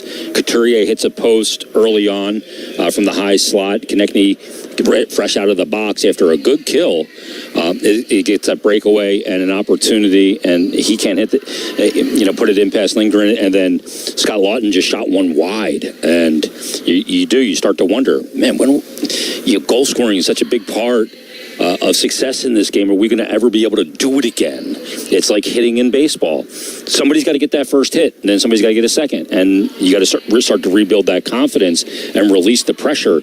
But when you're in the middle of it, it probably feels like for these guys that they're never going to find the back of the net again. They will, but right now they want to make that they will in the second period. You know, we've talked about this situation with individuals before, and, it's just kind of been like they need to get a greasy goal. So-and-so needs to just, be skating across the goal mouth, and one hits him in the rear end and goes in or something like that. And it's almost like this is a team concept of that. I mean, it's just something I think you work your way out of it. You just kind of keep pressing and then try to get one that is not exactly pretty, and you just hope the rest of them start to flow from there. And that can be easier said than done, I guess, when you're a little bit disheartened by where you've gotten to at this point. But that's just something that they've got to do, and pick themselves up and just try to get one to go in any means possible at this point. Yeah, by any means necessary. I don't know if that famous quote was applied to goal scoring. Probably not, but you're absolutely right. And the one thing you can control is, I think you're dead right. You have to work your way through it. You have to put yourself in the best position to create some chaos around the net, to take the goalie's eyes away. You got to go back to basics when you're struggling to score. And this team hasn't really got out in transition a whole heck of a lot this year. So if you're going to kind of be a team that doesn't go up and down the ice in transition, then, you got to create the age-old adages of get pucks, get bodies to the net, look for rebounds, drive the net for rebounds, take the goalie's eyes away, because that's the only way you're going to get out is working your way out of it. Nobody's going to wave a magic wand, or nobody's going to feel bad for the Flyers that they're struggling to score and just give you a cookie. So, you got to work your way out of it, and that work's got to pick up immediately when the second period begins. The team coming into this game frustrated from the Vancouver game, and that frustration perhaps is spilling over into that first period, giving up the two shorthanded goals. But this is one of those forks in a season where you guys come together and find a way to work through it. That's the productive way to go. It's been a big day for Scott Lawton. He and his wife Chloe welcomed Reed Lawton into the world today, their first child, so a brand new baby boy for the Lawtons. And looked like Scotty had some new dad hands out there on a couple of occasions. Oh my goodness, just right? Kind of walking through guys. Had a great scoring opportunity at one point in that period too. So you know that he's got to have a little bit extra jump tonight, and I'm sure that his teammates are kind of right there with him, trying to make it a special one. Yeah, and congratulations to one of the really good guys, obviously, a leader on this team and a good citizen of the Delaware Valley. Congratulations to he and his wife on that birth of their son. There's nothing better in life than that moment. And, him being the pro that he is, he's here. And he's going to try and do everything he can to help this team win. And you're right. I mean, that dangle kind of at the end of I think he was on the PK there at one point and kind of just really not even skating, kind of almost motionless, dangled a couple guys, then got in on it. But yeah, I mean, look, that's the guys you got to look to in a situation like this. Guys like Scott Lawton to lead the way. Travis Konechny's one of those guys too. Sean Couturier, the leaders of this team, have to be the ones that lead them out of this and make sure that what's happening in that dressing room while we're doing this intermission, Bri, is productive to do that. That's the big key, is that the conversations that are happening in the locker room are productive right now to move things forward and to all come together to get out of it, not try and do it as individuals, not point fingers, but have a productive conversation amongst your teammates and the guys that you go to battle with, and that's the way they're going to have to do it. I can point a finger at Nick Delorier for trying to get something going there in that period. It's his first game of the season, and he wasted no time, only 4:29 into this contest, getting in a fight with Dylan McElrath, and it was one of those old-fashioned ballyhoos you don't really see in this league anymore. A couple of guys just trading blows for quite an extended period of time, and you got to be, you got to imagine that's a lift to this locker room too, is just to see him in the lineup and then to see him do something like that, and. That period like that goes on, you get frustrated, you get the shorties against you. You almost got to go in there, I think, and remind guys of stuff like that. Like, this is where we're at here tonight. Let's get it going. And, again, trying to get some points here at home here in Game 2. Yeah, and, I mean, that fight, I turned to Bill Meltzer when it was over, and I said, how can either of those two guys, Delorier or McElrath, even play a couple of shifts in this game? They spilled it on that fight. That thing was a marathon, and they each had a left hand full of jersey around the collar, and that's exhausting. fighting like that on skates. Both guys were bleeding. Matter of fact, McElrath went to the locker rooms. I think his visor cut him on his nose, and it brought me back to the old Sylvester Stallone movie. I didn't draw first blood. You drew first blood. And it's two cut after it. I didn't draw first blood. That was a good tilt, and Delarier recognizing, his role when he is in the lineup, did all he can to after the fight to get the crowd pumped up and get his teammates pumped up. He was, making some gestures as he was on his way to the box. Like, come on, let's go. Let's everybody come together here. He's a great team guy. He's not going to play a ton this year in a lot of games, but he knows his role when he is in there, and he stepped up to the plate.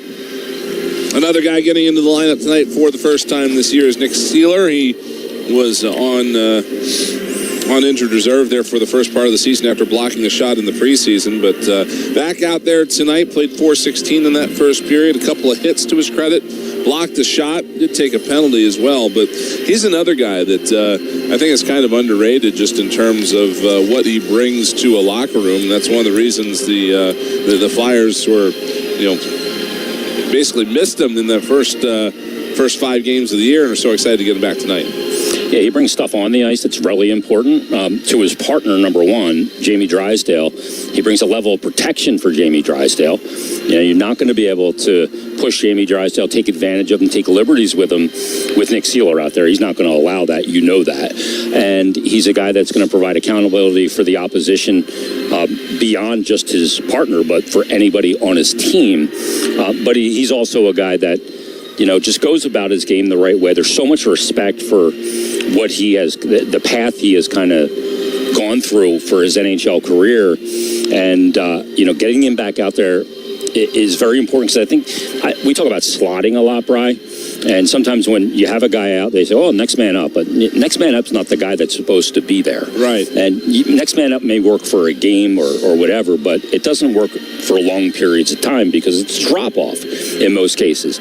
So having Seeler back, he adds a couple of dimensions, of that toughness, of that integrity in the way he plays the game. So great to have him back. I'm glad he's back. He dealt with some injuries and finished last year. Still a little banged up, but he wanted to finish the season. So it's good to see him out there. Just kind of a freak thing. They caught him in the back of the leg in a practice that kept him out, but great to see him back out. Yeah, absolutely. And the Flyers, again, just need all the good mojo they can get right now. Try to turn things around here and, again, see if they can't buy a goal in one format or another here. That's going to do it for this edition of the Flyers Intermission Report. When we come back in just a few moments, Tim Saunders and Todd Dork will have second period action for you here tonight at Wells Fargo Center as the Flyers start out this home set against the Washington Capitals. After 20 minutes here in South Philly, it's the Capitals 2 and the Flyers 0. Back after this here on the BetRivers.com Flyers Broadcast Network. This has been the Flyers Intermission Report on the Flyers Broadcast Network. Kojo Nation, are you ready for real country music? You got a chance, take it. Cody Johnson. Take it while you got a chance. Friday, November 15th, live at Wells Fargo Center. Cody. Yeah, let's take it. Country music's hottest. Here comes one of the premier shows of the year with Cody Johnson. The hits, the new music. Cody Johnson with special guest Ashley McBride. Friday, November 15th at Wells Fargo Center. VIP and reserve seats on sale right now at Ticketmaster.com in the Wells Fargo Center box office. Cody Johnson. Hey Flyers fans, Owen Tippett here, inviting our youngest Flyers fans to join the Flyers Learn to Play rookie program, presented by Holman. Open to boys and girls between the ages of 5 and 9. The Flyers rookie program includes head-to-toe equipment, weekly on-ice group lessons, and some great gifts. The program is available at 15 rinks throughout the greater Philadelphia region. For more information and to register, visit PhiladelphiaFlyers.com/rookie program. Get Get ready for the biggest concert of the year. It's Rod Wave's Last Lap Tour. It's Rod Wave live in concert Sunday, December 1st at Wells Fargo Center. Also, Moneybag Yo, Juicy, Lil Papa, and Illmatic. Tickets are on sale now at official-rodwave.com. And don't forget, the new single from Rod Wave, Fall Fast in Love, is now available on all platforms. Big 5 basketball is back at Wells Fargo Center on December 7th. Spinoza, filling his finisher. Welcome to the Wells. Anticipates fireworks. The Toyota Men's Big 5 Classic brings together the city's 6 Division I basketball teams, each battling for bragging rights in a one-day triple header where one school will be crowned the champion. Tickets are available now, only at big5classic.com. It's Flyers season, Philly, and when the puck drops, nobody feeds die-hard Flyers fans like Dietz & Watson. They've been making premium meats and artisan cheeses the right way for over 80 years. Like Dietz Dogs, fan favorites that are made the old-school way. Uncured, hand-trimmed, and spiced just right, with no artificial flavors, fillers, or funny stuff. So go top shelf and score before the game even starts with Dietz & Watson Dietz Dogs, the official Franks of the Philadelphia Flyers. Dietz & Watson, it's a family thing since 1939. Happy birthday, Marty. Oh, no, you don't. Let me get this. Ah, thanks. You're too kind. I've heard that. Unlimited 2% cash back. The Wells Fargo Active Cash Credit Card. Your home for Philadelphia Flyers hockey. 97.5 The Fanatic, WPEN Burlington, Philadelphia, and 92.5 FM HD3 Philadelphia, a Beasley Media Group station. They scored only 3 shorthanded goals all of last season. The Washington Capitals had 2 in the first period tonight. 8th time in their history that they've scored multiple power play goals in the same period. It's the 11th time the Flyers have allowed more than 1 shorthanded goals in the same period. 2-0 Caps as we get set for the start of the second. With Todd Fedoruk, Tim Saunders back at Wells Fargo Center, a period they'd like to forget. Honestly, 5-on-5 wasn't terrible. Power play, they got to figure that out. Yeah, they got 2 scored against them shorthanded, so they got to figure that out. It just seems to be like, even the way the lineups are, where Couture moving up to the first with Tippett and Michkov, even in the first period, they never really got their regular lineup established. And if you look at the lineup, it looks like there's more of a, I'm going to go get the puck guy on every line, and that's kind of what you need. There can't be too much skill on one line. It's got to be spread out. It seems like that was the approach, but they never got to that approach, mainly because of the power play. Second period underway. Wondering if we'll start seeing different bodies on the power play, especially at the points. Yegor Zamola off to a difficult start on that second unit. Flyers looking for loose puck deep in the Washington end. The Caps get it to center. McMichael leaves it and then gets it back on the right side. Stepped in. Back in front. Carlson had a man in front that was broken up with the Flyers. They steer one off the side of the net. That's Pierre-Luc Dubois. Connor McMichael wheels it out right point again. John Carlson mishandled it and then had to tip it into his own bench. Otherwise, Owen Tippett was off to the races. Oh, that was a short 3-on-2 with a back checker for the Flyers, and it still turned into an opportunity. That's one area of the game that, if you wanted to compare last year to this year, that's one area of the game that the Flyers were much better at shutting down or stopping offense from being generated, either be off the rush or even in the defensive zone. And that's one area of the game that the Flyers have to reestablish an identity with, because they were so good at it last year. Those were some of the non-negotiables we talked about in the open from last year that haven't been established yet. Ovechkin going back in front, not able to get it to him with Strome. Scott Lawton intercepts in his own zone, and the new Papa skips it back into the Washington zone. We mentioned Scott Lawton and his wife welcomed the birth of their first child this morning. And like most hockey players, he's back in there tonight looking to score one for the new guy. Up the right wing. At center, a lead pass deflected over the stick of Ristolainen. He'll ride his man into the corner. It's wrapped out left point and controlled there. Rasmus Sandin through traffic, and that deflected up over the goal. Into the right wing corner. Good play. They get it into the middle, and a shot by Strome just snapped wide of the net. Alexei Protas with Strome and Ovechkin on the top line, but Philadelphia blocks a shot and a chance to clear, and Zamula finally gets it out. Connecting into the middle, couldn't get to that. Zamula intercepts. Up the right side, Morgan Frost will send it down the wall and in behind the Washington cage, but Philadelphia's changing. From behind his own goal, Martin Ferravari waiting for puck support to come back. And now he gives it up. McElrath plays it up that right side. Off of a Flyer stick. Philadelphia picks it up. Drysdale tipped it into the middle. And Farabee bangs it in deep again. Out of the net, Charles Lindgren played it into the far corner. Centering pass. And Bobby Brink just unable to get that cleanly to Farabee in the middle. Now, Haling got it back off a man to center, but here comes Washington on the attack. And a centering pass. Jacob Brana just unable to get it in front. He had Mangiapane waiting for it. Bobby Brink the other way, gains the red line. Flyers on side of the Washington zone, and overskating it in the corner, or at least having it tipped away from him, was Farabee. He'll go to the bench as Jacob Chikrin sends it into the Philadelphia zone. Goes in after it on the end wall. York beat him to the puck, and Ryan Poehling gives it back to Sanheim. Sanheim will skate out the center ice with it. Sanheim over to York. York skates in, goes wide to the left corner, and angles one in behind the net. Out of the right wing corner, Nick Delorier, fourth line out. Delorier Cates. And guarded Hathaway, shot off the end wall. At the side of the net, Cates unable to knock it down.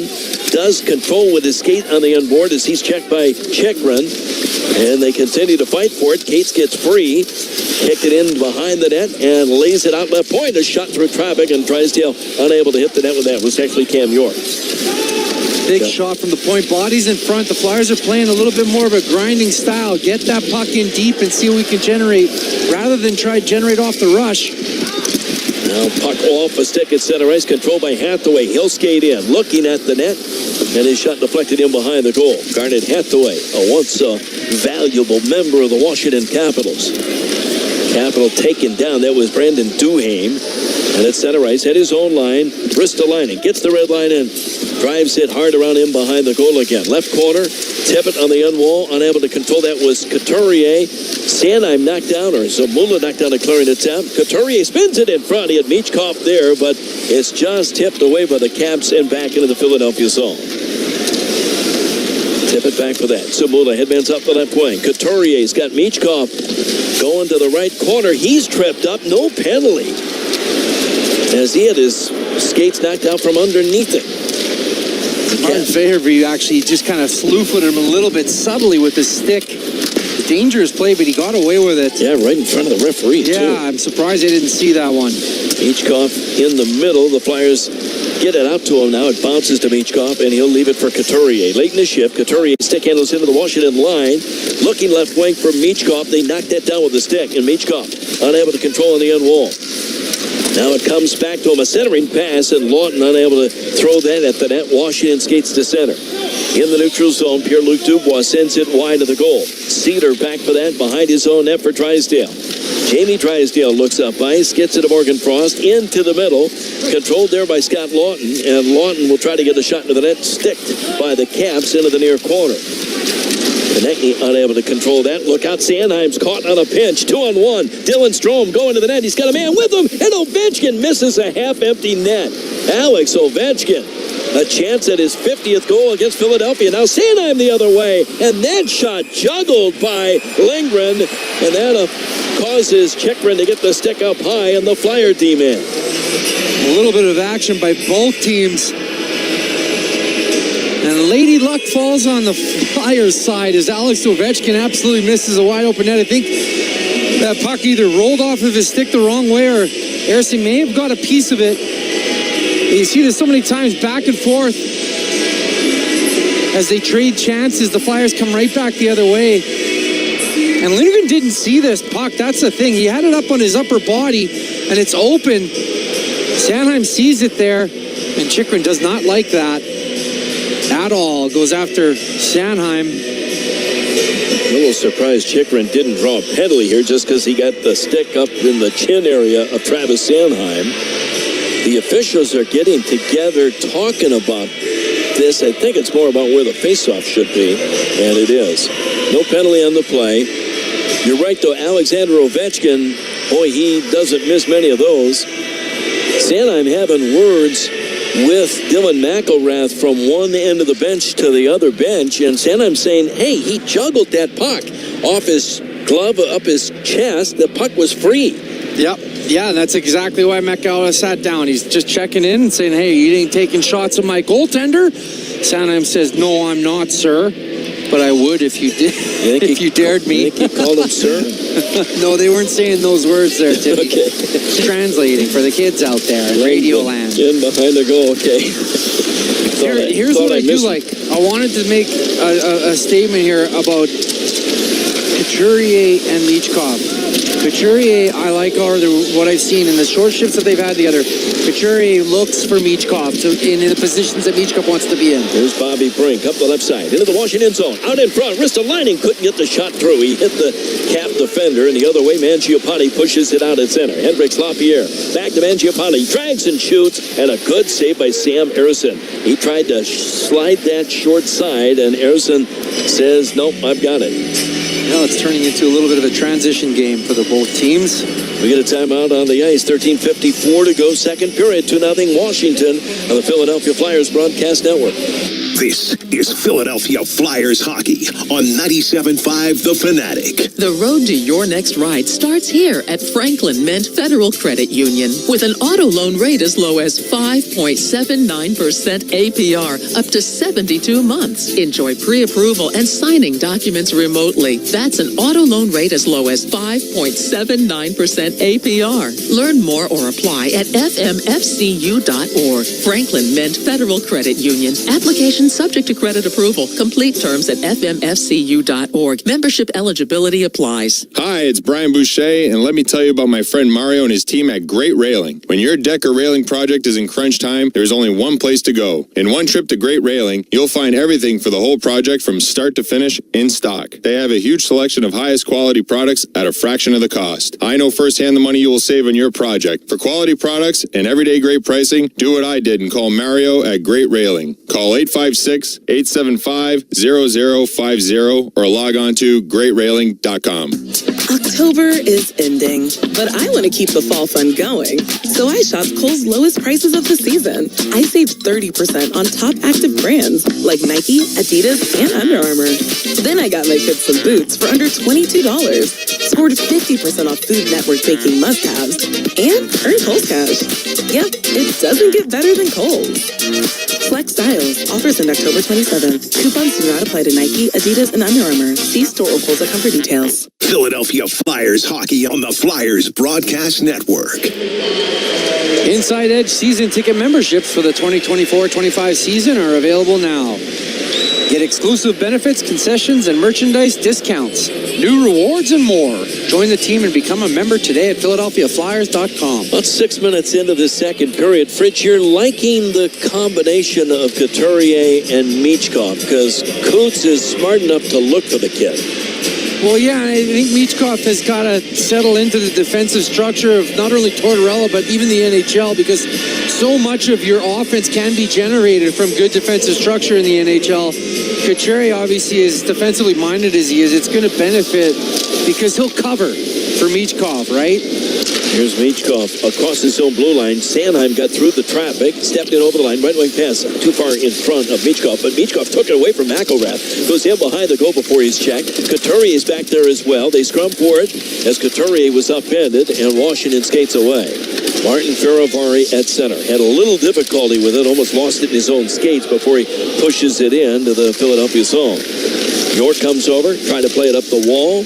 Tippett protects there. He's leaned down by Faravari. It's swatted in front of the net, but right to Sanheim. Outletting up the middle. Here's Couturier. Hits the Washington line. Right wing pass to Michkov. Leaves it into the circle. Tippett goes around a man. Back in front. Oh, he had Michkov in the goal mouth, and a cap got a stick on it to break it up. Carlson gets it left wing the other way. Protas with a man going to the net, and it hopped over the stick of Tom Wilson. Philadelphia again in transition. Come out through center. Ristolainen. Drop pass to Tippett with a try, but he misses the net. And he's done more of that in the early start of the season than anything else. turned in behind the Washington goal. At the start of the night, Tippett came in with 17 shots on goal, 14 shots that were blocked, and 15 that have missed the net. Yeah, Tippett is not a guy the Philadelphia Flyers can afford to be missing the net that much. As Nick Delorier crashes in for a loose puck, it's chopped up over the glass. They say it did deflect up and out, so no penalty. The faceoff remains in the Washington net. Well, good to have Nick Seeler back in the Flyer lineup. He will, I think, have somewhat of a calming influence, maybe on Jamie Drysdale for sure. Well, absolutely. In a couple departments, obviously the physicality should give a little bit more leeway for Jamie Drysdale, because obviously let's face it, he puts himself in vulnerable positions as a player, but that's his skill set. So Seeler will negate some of that and probably give Drysdale a little bit of comfort. Frost wins the faceoff. Here's Seeler with a shot deflected by a cap, up and out of play as Morgan Frost was upended in front. Right now it's Frost, Konechny, and Lawton on the Flyers' second line. And Seeler defensively also, the second point, he's there to bail out as the D partner. Like he knows what he's got in his D partner. Yeah. And Drysdale's a young D man who needs to be offensively minded. So it's a good pairing. Seeler's more of a stay-at-home guy, yep. So Drysdale can take some comfort in that. Off the stick of Morgan Frost, Washington gains the zone. Here's a shot by Dowd. That got through, and a blocker saved by Sam Ersson. Konechny rolls it up the middle, and Frost unable to do anything with that. Caps take it away, and then slide it back into the Philadelphia zone. No icing. Philadelphia gets to it. Drysdale stops on a dime behind his own goal. Into the far corner, Cedar to center, and controlled there by Travis Konechny. Rink-wide pass just out of the reach of Scott Lawton. Lawton forces it in behind the Washington cage. Back over to the far half wall. Konechny flipped it into the middle, trying to get it to a teammate, but Washington sends it back into the Philadelphia end, just out of the reach of Taylor Radish. Now Konechny threads a pass up the middle at center. Paling will dump it in. Lawton going to the bench. Konechny late in a shift, and he'll go across the ice to get to the bench now as well. But we got a penalty behind the play, and it's going to be a holding penalty, I think, on the Flyers. I think it's going to be Paling. Yeah, Ryan Paling's going in. Philadelphia number 25, minor penalty for holding. So, holding on Paling. Washington about to get their third man advantage of the game. So, yeah, this is a tough one. You don't want to be taking one. This is a little weak of a call. It was enough of a pull to turn the defender, but that's a big defender to be turning with that little of a pull. Paling is the holding. One hand on the stick and grab the guy with the other. You grab the guy up on the upper part of the body that makes their upper body move or change direction. It's going to be a holding call. Obviously, the D-man going into the boards is smart enough to make that call, and the ref calls that right away. Neither team has scored on the power play. The Caps have two shorthanded goals in this game. It's driven all the way down the ice. In behind the goal, here's Owen Tippett.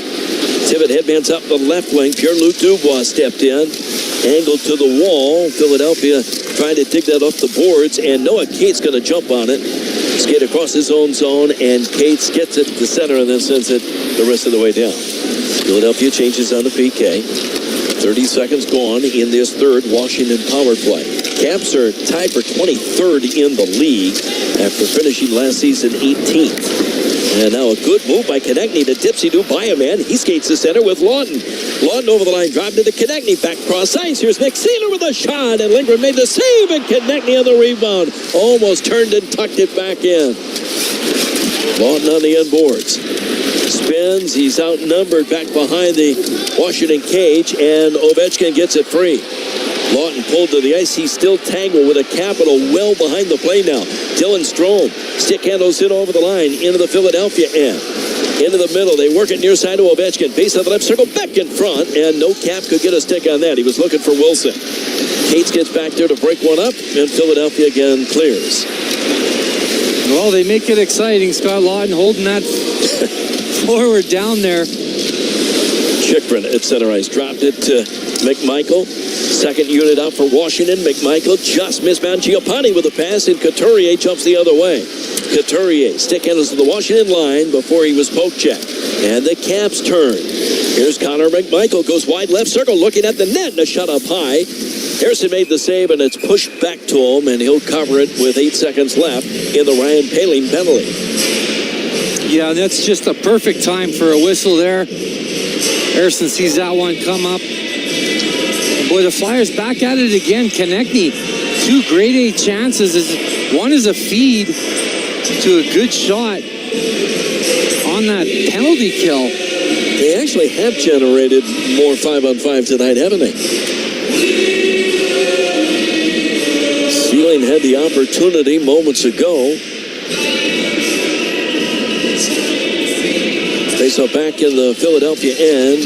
Hendricks Lapierre couldn't win it cleanly. Mangiapane does get it to the line. Chychrun goes point to point.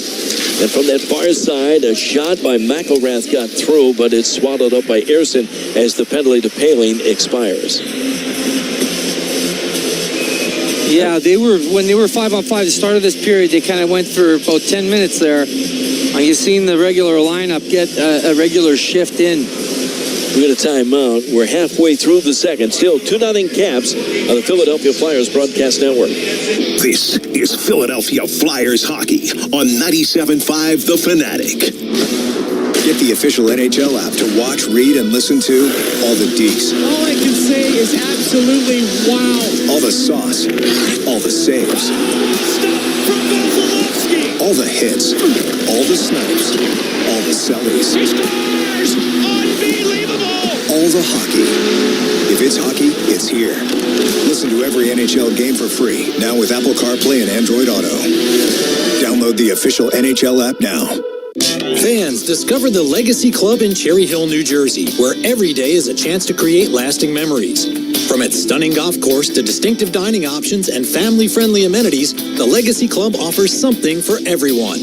Whether you're perfecting your golf game, enjoying a gourmet meal, or attending their exciting social or family events, the Legacy Club is your happy place. Ask about their fall membership promotion today. For details, visit thelegacyclub.com. That's thelegacyclub.com. If you've considered hip replacement surgery but have concerns about taking the next step, let us ease your mind. At Penn Orthopedics, we provide comprehensive education, so you'll know exactly what to expect before, during, and after surgery, including safe, effective pain management. Our expert surgeons offer multiple treatment options, including robotic joint replacements. It's time to take the next step.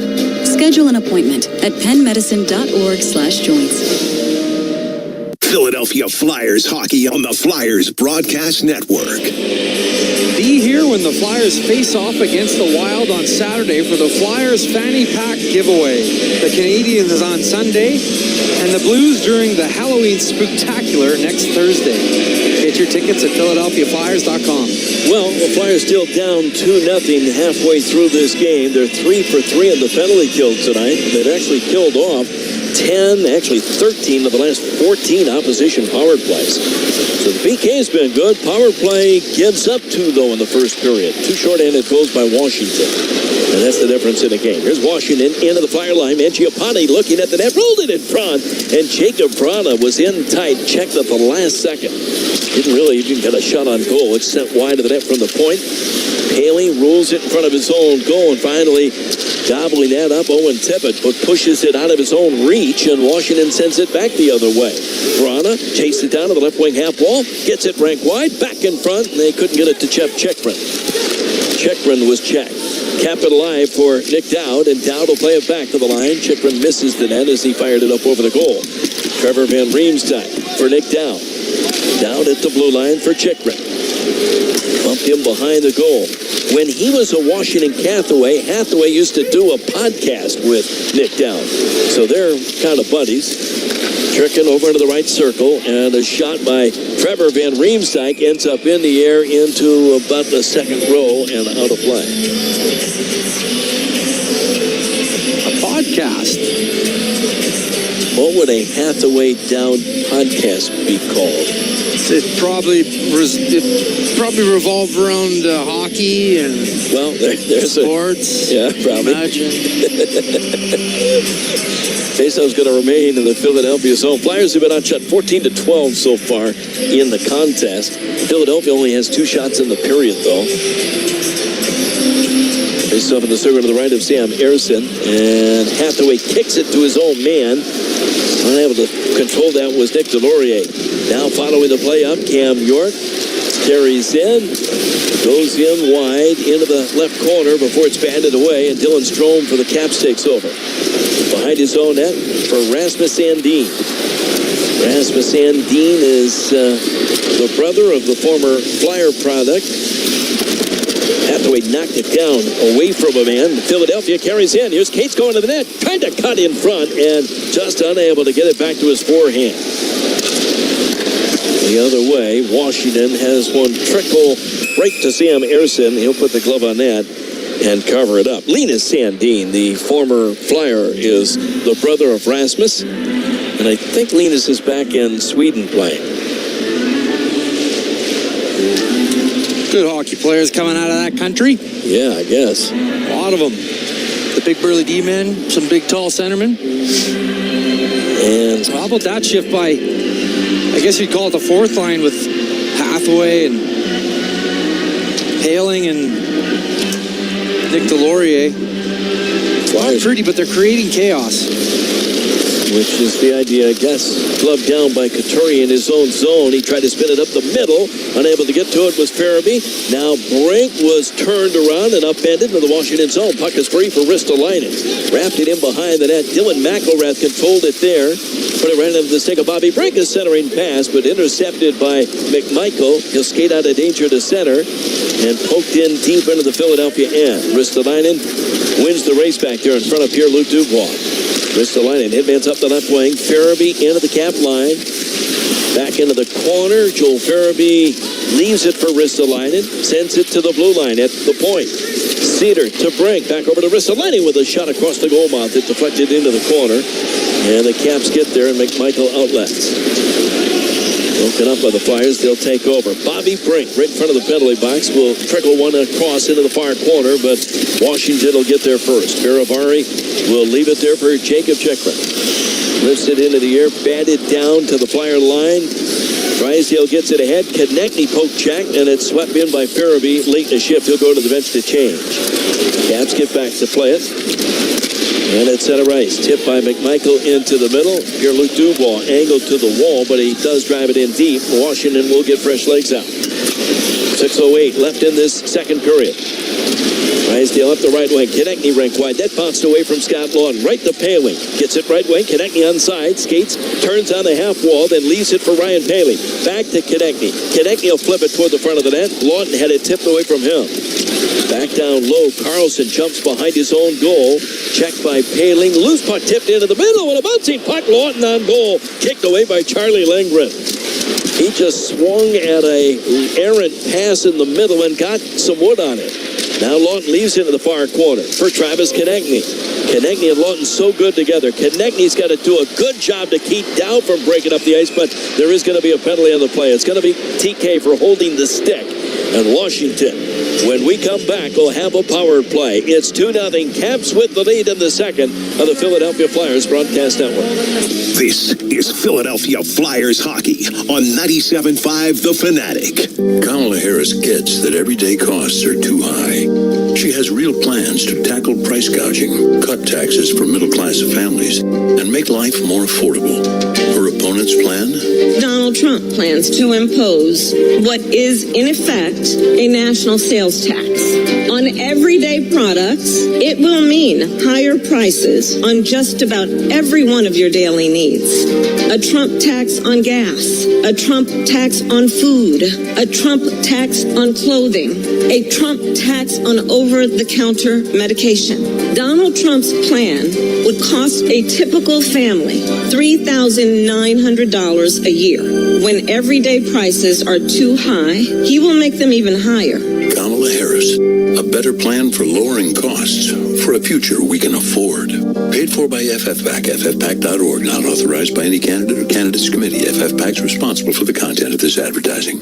NHLShop.com, the official online store of the National Hockey League, and the world's largest selection of officially licensed NHL fan gear, with unique one-of-a-kind designs by Fanatics, and all the latest styles for every NHL team. Don't miss out. Shop now and get today's special offer. NHLShop.com, a Fanatics experience. Philadelphia Flyers hockey on the Flyers Broadcast Network. Grab a ticket to your next Flyers game and score a 24-ounce Yuengling traditional lager and exclusive co-branded koozie with the Yuengling Night Out package, available only at PhiladelphiaFlyers.com. Well, 4 of the last 5 penalties have been taken by Philadelphia in this game. Travis Konechny takes his second of the night. This one for holding the stick, and Washington 0 for 3 on the power play, go on their 4th chance. Well, this is a tough one. Travis Konechny makes 2 good plays, being the high man in the offensive zone. Could have taken the shot, but he elects to just throw it in there and keep the play alive. But on that 3rd opportunity, gets caught, a turnover, and get caught for a holding call in the neutral zone. Flyers control the draw in their own zone. Travis Sanheim will bat it off the wall and down the ice. Ovechkin, the trigger man, obviously, in the power play, the NHL's all-time power play scorer. Drop pass. Controlled there by Pierre-Luc Dubois, gave it up. Dylan Strome scoops it into the far corner. Tipped away from Hathaway, and the Caps maintain control. Strome into the circle. Wilson back to the line. Now to Ovechkin with a one-timer. Goes off the heel of the stick. Into the corner. Sanheim leaned on there. And Cam York unable to get to it. Behind the net, Pierre-Luc Dubois. Back middle point again. Carlson snapped the shot through. Bouncing puck, the rebound. And Ovechkin had Harrison looking behind him. It's underneath him. He gets it blown dead. And a huge pileup. Everybody, for the most part, in that crease. Pushing Harrison back into the cage, but no goal as Washington comes close. Oh, Wilson's on the bottom of that pile, and obviously he's the big man in front. I think he sees that loose puck, and he takes liberty at it. What a save by Harrison there. And it's actually Wilson stabs in there and sees this puck drop after the shot from Ovechkin. As they get the bodies out of the crease, it looks like the clown car at the circus. But Harrison stands tall. Minute 15 left in the Konechny penalty and the 4th Washington power play. Those are dangerous situations for any goaltender. Players falling down on you and you're in that butterfly position. Yeah, in a prone position. Dylan Strome to take the draw against Couturier. Couturier on the penalty kill, unable to win that. Drag near wall. Pierre-Luc Dubois back in behind the goal. Hopped over the stick of Wilson. Strome to get to it. To the right point. They go point to point. Ovechkin covering them the near side. Sends it into the corner. The return pass broke it up. And Noah Cates is able to wrap it down the ice. Halfway through this 4th power play. And the Caps are going to leave the unit out there. Martin Faravari slamming the door of the Washington bench. I'm not sure what he's upset about. Like maybe they thought there was going to be a change made, and Faravari throwing a little temper tantrum on the Washington bench. Or he doesn't like something about the bench and the way that it opens. Well, he wasn't even on the ice, so I don't know what he's angry about. He wants some power play time, I think. That's what it is, right? Well, now they will. Like Michael comes out. Mangiapane. Ovechkin's going to stay out there with this unit. And Capitals control. Chychrun gives it to Mangiapane, sends it in behind the net. That puck eludes Harrison back there. And the Caps get it back up top. Chychrun faked the shot. Drags it into the high slot. Now pulled the trigger and sticked away. Harrison got it with the blocker. Into the corner. Sanheim lifts a backhand high into the air and back down the ice. Andrew Mangiapane hurries back for that.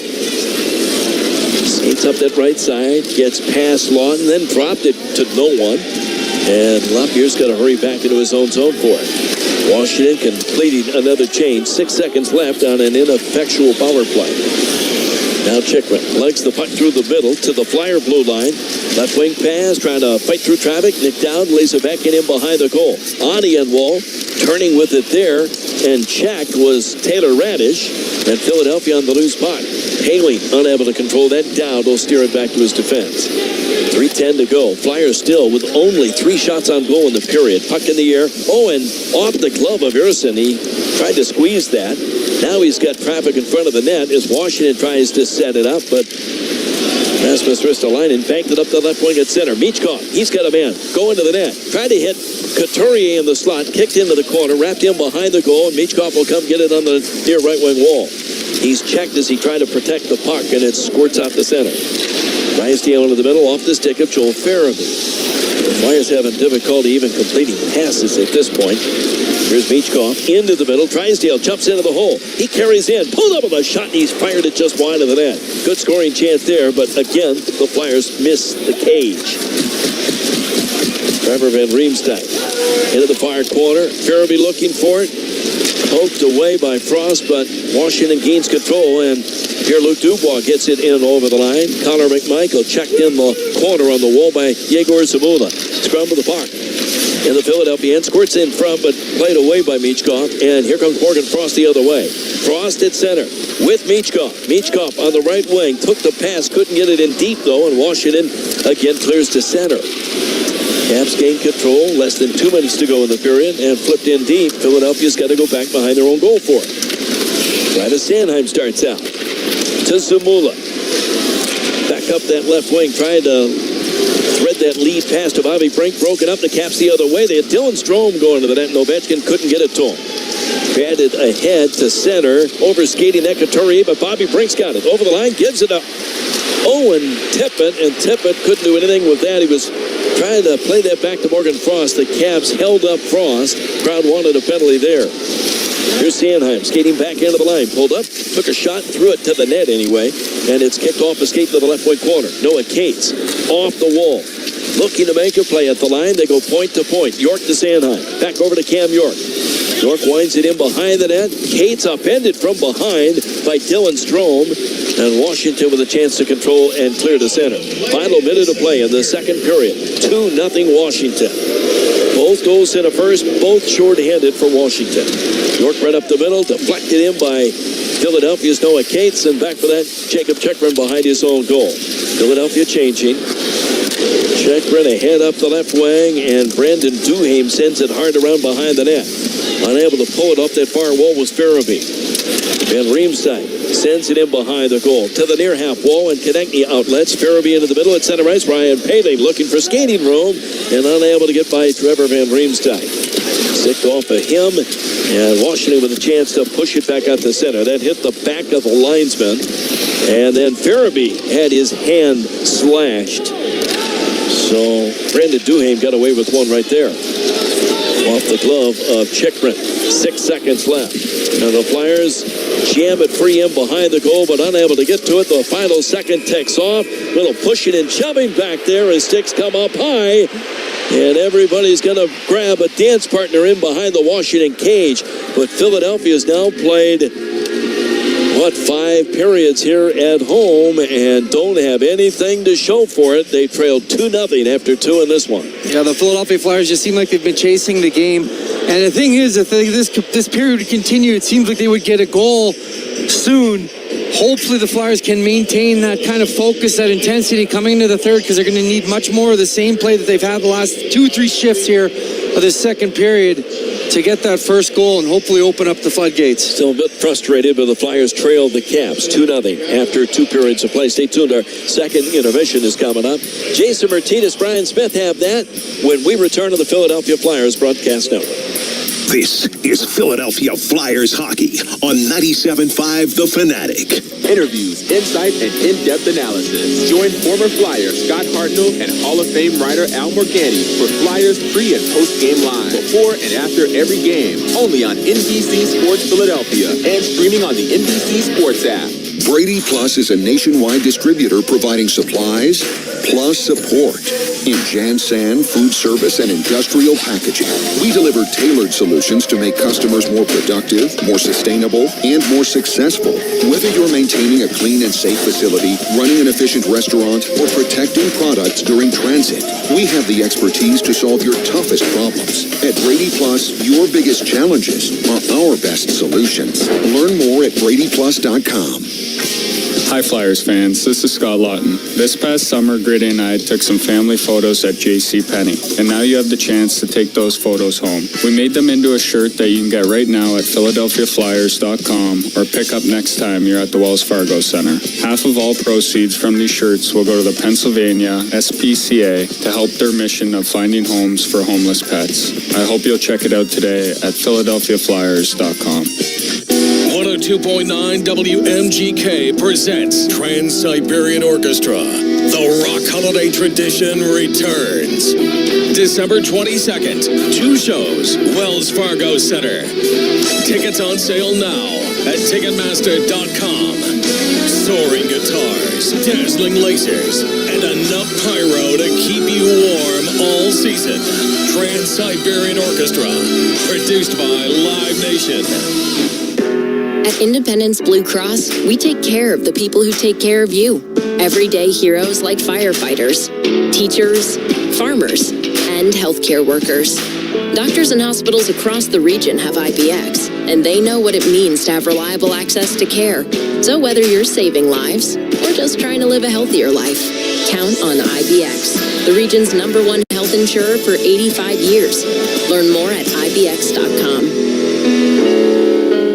Welcome to the Plus Side, where AAA Plus membership means that an empty gas tank won't keep you from a full day, and where a dead battery can't stop you from being the life of the party.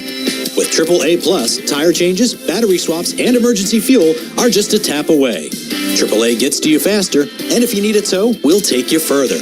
Become a member today and experience peace of mind on the Plus Side. AAA is a proud partner of the Philadelphia Flyers. Towing is subject to a 7-day waiting period. Terms and conditions apply. This is the Flyers Intermission Report with Jason Martinez and Brian Smith on the Flyers Broadcast Network. Flyers continue to trail the Washington Capitals 2-0 after 2 periods of play here at Wells Fargo Center. It is the first of a back-to-back home-and-home between these two clubs. They will square off again tomorrow night at Capital One Arena in Washington in a 7:30 start. National telecast also tomorrow on TNT. And our game here on the Flyers Broadcast Network will be on 93.3 WMR. Then the Flyers are going to be off for a few days before they come back here to the Wells Fargo Center. They've got a back-to-back this weekend, the third back-to-back of the month for the Flyers. Minnesota is in here on Saturday afternoon at 1 o'clock, followed by the Montreal Canadiens on Sunday at 7. And then the Flyers will head up to Boston for a quick up-and-back visit.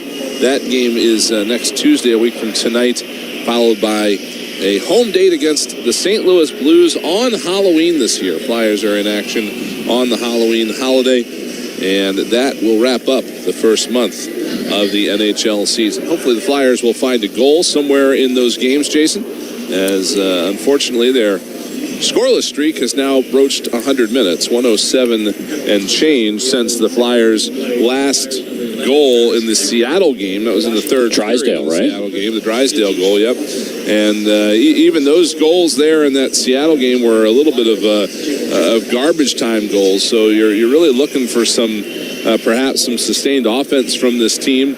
And you look at the totals in that second period. Only 3 shots on goal. They did have 14 total attempts, but the Caps blocking a lot of passes and a lot of shots. Flyers had 7 shots blocked in that period. So again, another opportunity to come out here in the third, bear down, and try to get one through. Yeah, I mean, talk about a low event period at the net. 8 shots for the Caps, I believe, and just 3 for the Flyers. So not a lot of rubber getting to these goalies, and that can make it difficult too. But yeah, the game has been very chippy, and you can see the frustration. But the Flyers got to try and relieve that frustration somehow and just be productive and get pucks to the net and get pucks to Lindgren. Just there hasn't been a lot of great opportunities in this game, and looks, it's tight out there right now. But got to find a way in this third period. The good news is you didn't come out of the second period in worse shape than you ended the first, with the exception of now you have one less period to make up the 2 goals. But you didn't dig the hole any deeper. Now you got to find a way to drop a ladder and start crawling your way out of this. And I mean, when you say 100 minutes, that's almost incredible at this time of year, especially when goal scoring usually in the beginning of the season is a little bit up. Flyers did also dodge a couple of bullets there in that second period, particularly 2 from Alex Ovechkin. He missed a wide open net on one opportunity, and then on another one, he almost put one through the legs of Sam Ersson to the point that Ersson was looking behind him, but he was able to squeeze the pads together and keep that from going over the line. I got to wonder what it's like to be in a goalie in that situation. Right after he made that save, the Flyers deposited Tom Wilson right on top of Ersson, and I think they were a little lucky that he came out of that unscathed, but that's got to be a bit of a scary situation for a goaltender when all that traffic starts coming in. Yeah, a lot of people say, well, the goaltender position, you're not taking checks. It's not a physical position where you're going to take a beating. But you got to remember that when those instances like that happen, the goaltender's selling out with everything to make the save, and often is in a vulnerable position because he can't brace himself when there is contact. So sometimes, his legs will be in awkward positions, and you can get bent and twisted and banged around, and you're not in any position to lean into it. So that is one of the scary things. I can't imagine what it's like for these NHL guys with the way these guys come buzzing through the crease and all the kind of extracurriculars after whistles. Sometimes the goalie's kind of down and sprawled out and covering a puck, and he can catch a little shrapnel there. And the other part that stinks for the goalie is that he can't deliver any of that the other way. So it is a vulnerable position, no doubt. Well, can't is an relative term there, I guess. There's been a few that have. Yeah, it's true. There has been, a Ron Hextall or a Billy Smith. Else, there's a line there you don't want to cross. Yeah, it's not absolute. That was not an absolute. There were 2 penalties at the 20-minute mark of that second period. Jacob Chikrin will go for roughing. Travis Konechny also going for roughing. That's Konechny's third, right? That is Konechny's third minor of the game. A slash, a hold. The hold, I think, was necessary because without that hold, I think we had a breakaway going the other way. Yeah. So you'll take that one. But he'll be back in the box roughing, so it'll be a 4-on-4 for the Flyers to start with here as they try to fight back in the third. And we've seen the Flyers struggle with these various situations that are not 5-on-5. There's been a little bit of a discussion about it here early in the season of how the team had issues last year in 4-on-4, 3-on-3, 4-on-3, stuff like that. I'm looking at this game right now, and I'm wondering if that 4-on-4 isn't a good way for them to start the third, just to open up the ice a little bit and maybe try to help them complete some plays, because I just feel like right now they're not getting, not only they're not getting shots through, but they're not getting passes through either. Last game against Vancouver and tonight, seems like the opposition's got sticks on everything, and maybe they can take advantage of this situation here to kind of open things up a little bit. Yeah, I wish they had Konechny out there to be able to do it, right? Yeah. He'd be a good player for that with his speed and his ability to score. Unfortunately, he's in the box. The one thing I just don't like about, he had to take that second penalty, but I just don't like losing my most skilled forward or my most established forward that many times in a game by being in the box. Right. But yeah, I mean, this is an opportunity to get some of your guys out there with serious wheels. You got to get Mishkov out there. You got to get guys out there who can get up and down the ice and take advantage of the fact that it's just less clogged, right? I mean, there's just not as much. There's more ice available, so you use that. It's not quite like a 3-on-3 where it's all about possession. There is some structure to it, but you do have more. You have more ice to operate, and we'll see how Washington attacks it as well. If it's going to kind of be, that up and back really wide open, or if I'm Washington, I don't want that. I'm going to just kind of clamp it down and try and get possession and just bleed it out because they have a 2-0 lead. The Flyers have all to gain here, but we'll see what the combinations are and players that come out for this 4-on-4 to start the period. You got clean ice too, which is another thing that it can make it play even a little bit faster. Kind of wondering your thoughts on Matt Bemichkov here in these last few games, and just kind of how he's looked. I feel like he's almost at a point where he's starting to have a little bit more difficulty than what we saw during the preseason. We saw him dazzle in the rookie game. We saw him dazzle in the preseason. And obviously, those are against teams that aren't full NHL lineups. But even in the first few regular season games on the road, he was really, still making some of those flashy plays. It seems like these last couple, he's struggled a little bit. And I'm not sure if that's other teams getting film on him and being aware of it, or if he's maybe just trying a little too hard to put on a show at home. But it does seem like he's had a little bit of an issue, doing what he had been doing earlier in the year. Yeah, I think you nailed it about teams having some tape on him and knowing the way to deal with him is to just close on him extremely quickly. Do not start watching with him because he's so patient with the puck and he's so gifted in his ability to distribute the puck and find guys that I think what teams are doing, from what I'm seeing, is they're just closing on him and getting to his body right away. And that the game is all about adjustments for these guys as they go to these levels. The league's going to adjust to him, then he's got to adjust. And it's what is it, the cat and mouse game of adjusting and finding different things to add into your game. Okay, if they're going to take that away from me and they're going to come on me quick, then I have to adapt to that by moving my feet more, not being as a stationary of a player, perhaps. But yeah, absolutely. Coaches in this league, they do a great job pre-scouting, and they see guys and they go, okay, how can we mitigate the damage this guy can do? And he did some damage early, like you said, in particular on the power play with the 2 power play goals and some assists. So I think that they're preaching to their team when they're dealing with them. Don't get caught watching. Don't get caught like him lulling you to sleep. Just go take all of his time and space away, and we'll see how he handles it. And so far, he's got to adjust to it. He's got to handle it better.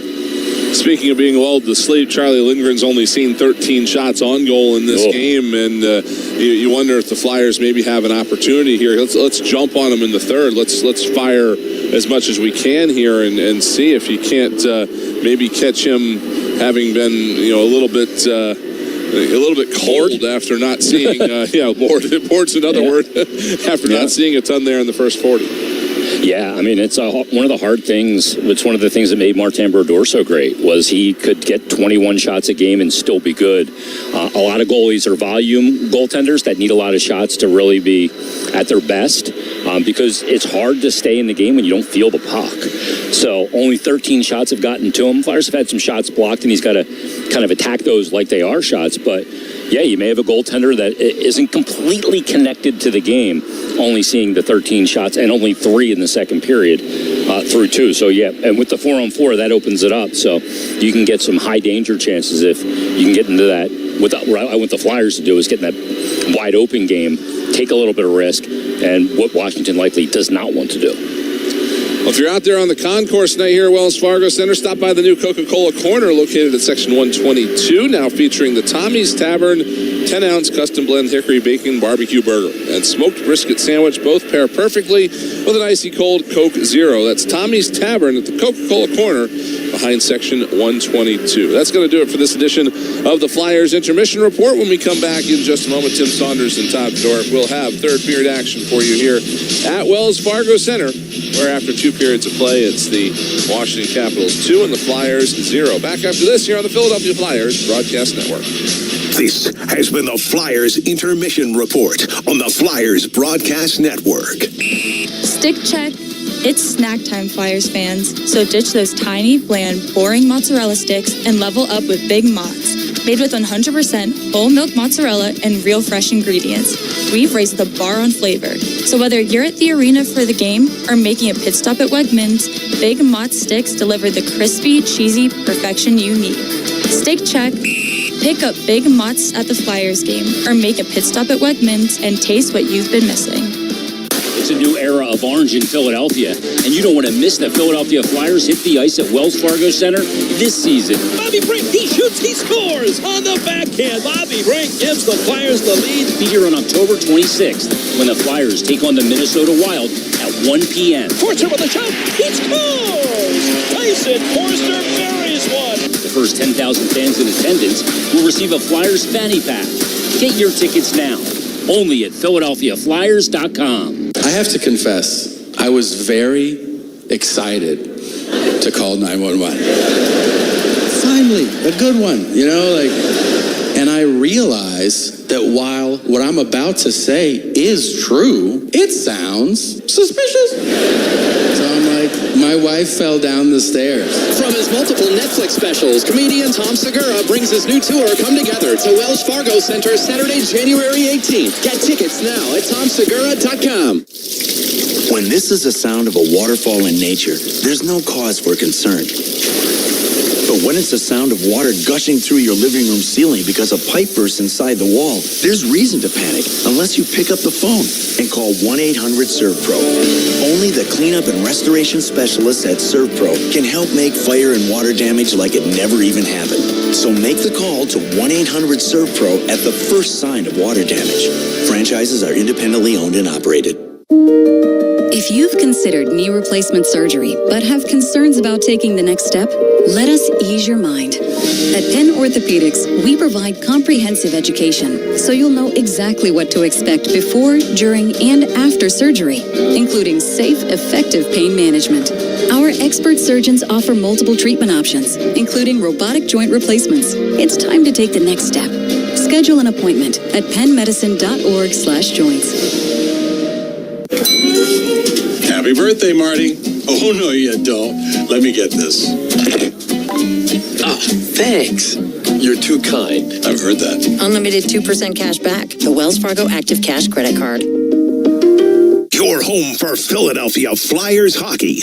97.5 The Fanatic, WPEN Burlington, Philadelphia, and 92.5 FM HD3 Philadelphia, a Beasley Media Group station. Well, they haven't scored a goal in the first 5 periods of their first 2 home games, but tonight against Washington, they really haven't given much up, at least 5 on 5. The only 2 goals of the game coming on Flyer power plays, and it was the Flyers' second unit that was victimized both times. Nick Dowd in the first period and Mangiapane both scoring shorthanded goals. 8th time in team history for the Caps. They've done that in 1 period. And those are the only 2 goals of the game. There were penalties called at the 20-minute mark of the second period to both Travis Konechny and Washington's Jacob Chikrin. So that's 3 minor penalties that Konechny has taken tonight. No power play created here, but we will start the period 4-on-4. Trips to the box are something the Flyers are going to have to eliminate in this third period, get into a regular flow of the game, just so they can find their game again. It just seems that since they've been back on home ice, or even since the start of the year, there's just parts of the game that haven't arrived or developed or started to show themselves. A little bit more grit in tonight's game so far. That's a good sign for the Philadelphia Flyers, but you're going to need more at home. 5 periods now without a goal on home ice here is not going to do it for the Philadelphia Flyers. We did have one heavyweight bout between Nick Dowd and Dylan McElrath. It was a pretty good one in the first period, but other than that, the Flyers have not been able to generate anything offensively on 13 shots through 2 periods of play. Third period underway. Ryan Poehling starts with Philadelphia's Matvei Michkov, Sanheim, and York. 4-on-4 with Konechny and Chikrin both in the penalty box. Right through the middle comes John Carlson. Carlson carries in, put the brakes on, and then swings it in behind the net.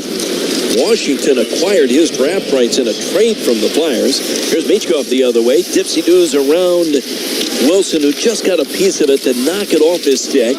Michkov fights to get it back and lifts it out to the line. York over to Sanheim, shoots one, he scores! Travis Sanheim, first goal of the year, far down from York and Michkov. And Philadelphia is on the board. Well, Travis Sanheim with a laser of a shot. This all starts with the rush by none other than Michkov. He gets that puck low, mishandles it, but he doesn't give up on it. It's a second effort by Michkov. He goes and he finds that, gets the puck back on the wall, and this one makes no mistake. Travis Sanheim's already moving towards the net in that far position. He's obviously a left-hand shot. That's going glove side. And what a pass by York. Quick heads-up play. Yorkie knew right when he was getting that puck, he's going to his partner. Travis Sanheim with a laser of a shot. Big goal for the Philadelphia Flyers to start this third period. That's the first even strength point for both Travis Sanheim and Matvei Michkov. 26, Travis Sanheim. His first. The assist, number 8, Cam York, along with number 39, Matvei Michkov. The ironic thing, Fridge, it still doesn't come 5-on-5. This was a 4-on-4 goal. Travis Sanheim snipes one. That's the way it goes. I guess even strength goals is something that you want to work on, but Travis Sanheim, no mistake, putting that into the upper part of the net. From just about the dot in the left circle, and that hit the bar up top in the back of the cage. Great shot by Travis Sanheim. And for Sanheim, it's his first goal in 12 games. Philadelphia cuts the Washington lead in half. Here's Lawton in the left circle with a shot up high and fought off by Charlie Lindgren. He might have caught that off the mask. Zamula at the line. Gives it to Drysdale. Back to Yegor Zamula. They've switched their D pairs. Lawton in behind the net. Drysdale in behind the goal. Drags it over to the far side. Still with the puck and knocked off his stick. Look out, Dylan Strome trying to break up the ice. Couldn't get free. Now following the play up. Connor McMichael got it back to Strome at the left circle. A shot caromed off a man in front, and Washington scores. Boy, a bad luck break for the Flyers. And I think this goal is going to go either to Dylan Strome or maybe John Carlson. It went off a Flyer in front. Yegor Zamula, I think, hit his skate, and Washington gets it right back. It's now 3-1. I think this actually goes off the Flyer defender's skate.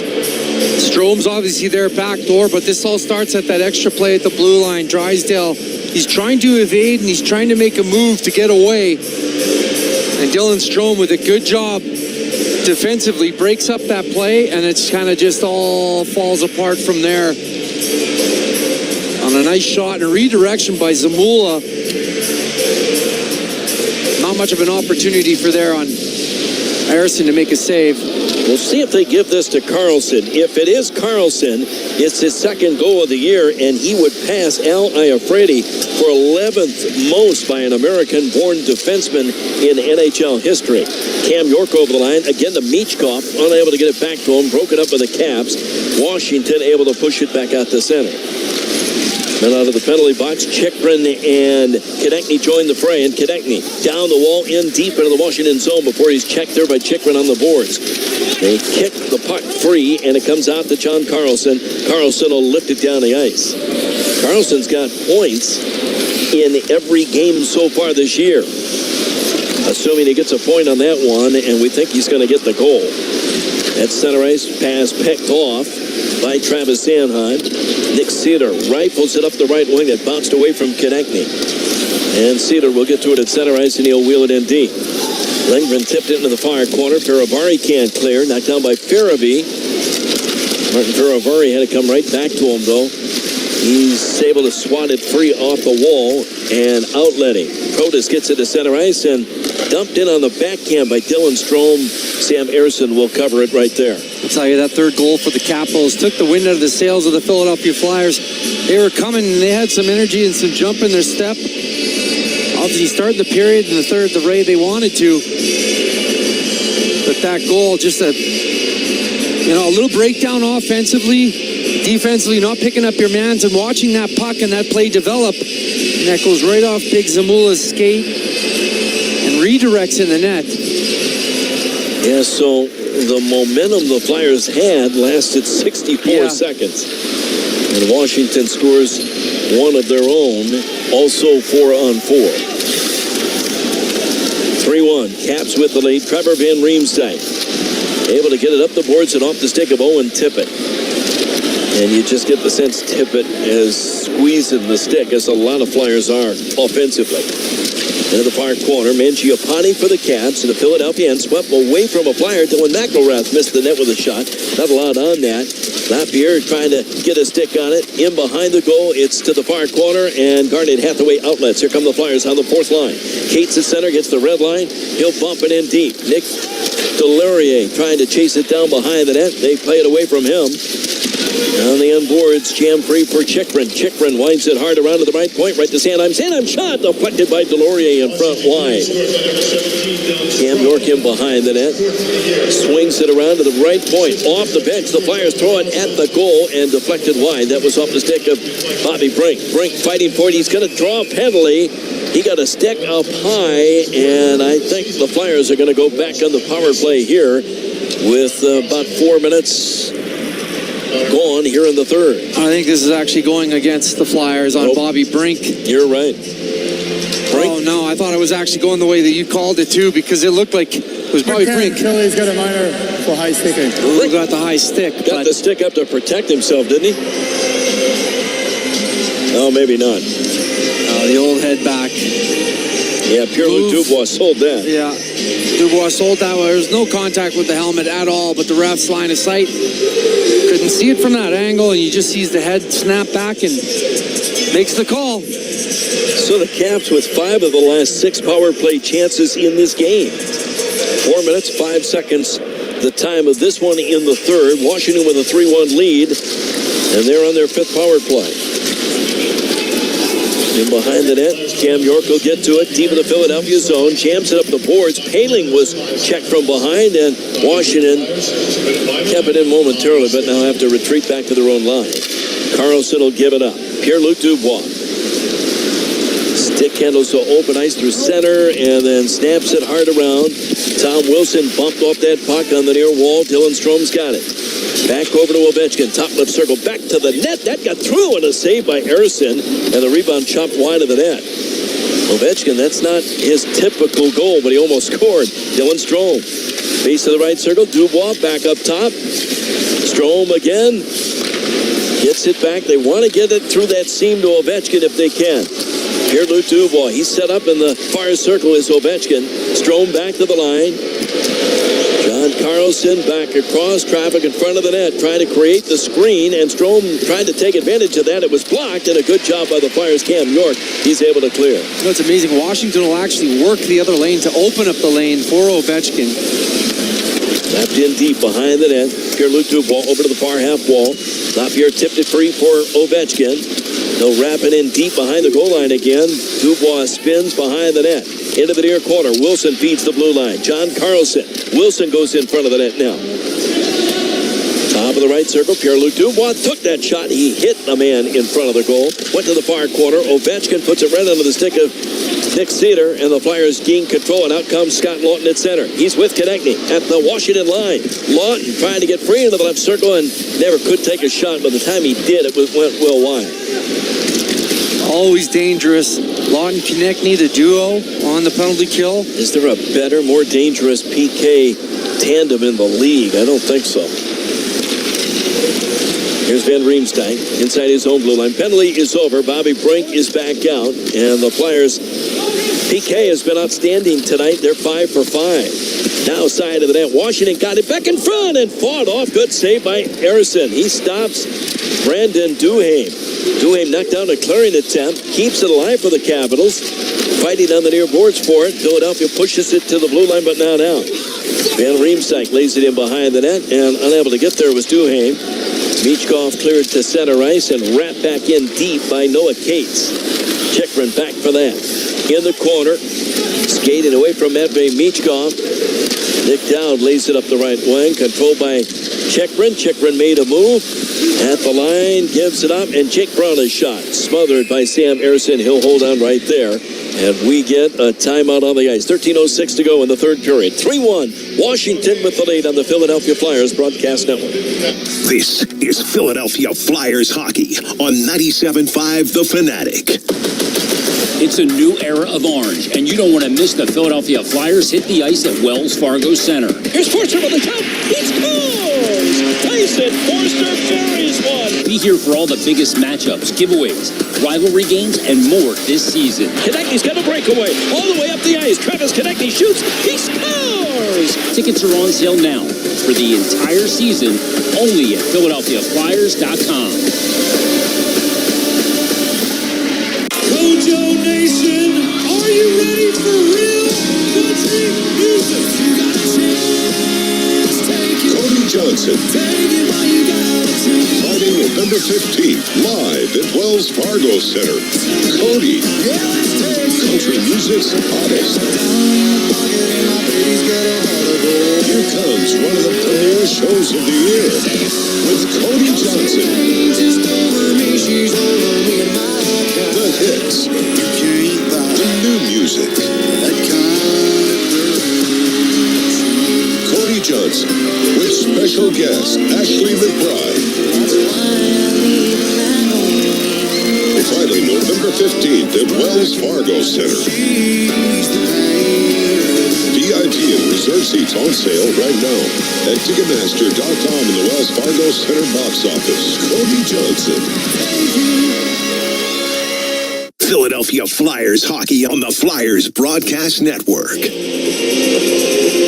Fans can get a front row access to Gritty's infamous skits and silly shenanigans at every Flyers game this season in Gritty's Chaos Corner. Get your tickets at PhiladelphiaFlyers.com. Well, the Flyers finally get on the board. That goal by Travis Sanheim, but the momentum lasted 64 seconds before Washington got it back. They gave that third Washington goal to Dylan Strome. They said he got a stick on it in front. His fourth of the year. Carlson draws an assist, so he's got 1 goal, 5 assists in 5 games played so far this year. And Connor McMichael picks up his second point of the game. Konechny upended at the Washington blue line. Crowd reacted to that no call. Yegor Zamula, unfortunately, is a -3 as the puck deflects into the penalty box, actually into the first row behind the penalty box and out of play. Yeah, he was the one in front of the net in that play from Erik Karlsson that was just looked like a shot pass towards the net. Strome was obviously the guy there, but covered. He did get a piece of it, but you know, that's the coverage you want to have, and the guy that you want to make sure can't get a stick on that puck. Still plenty of time left here, but the Flyers only 15 shots in a game.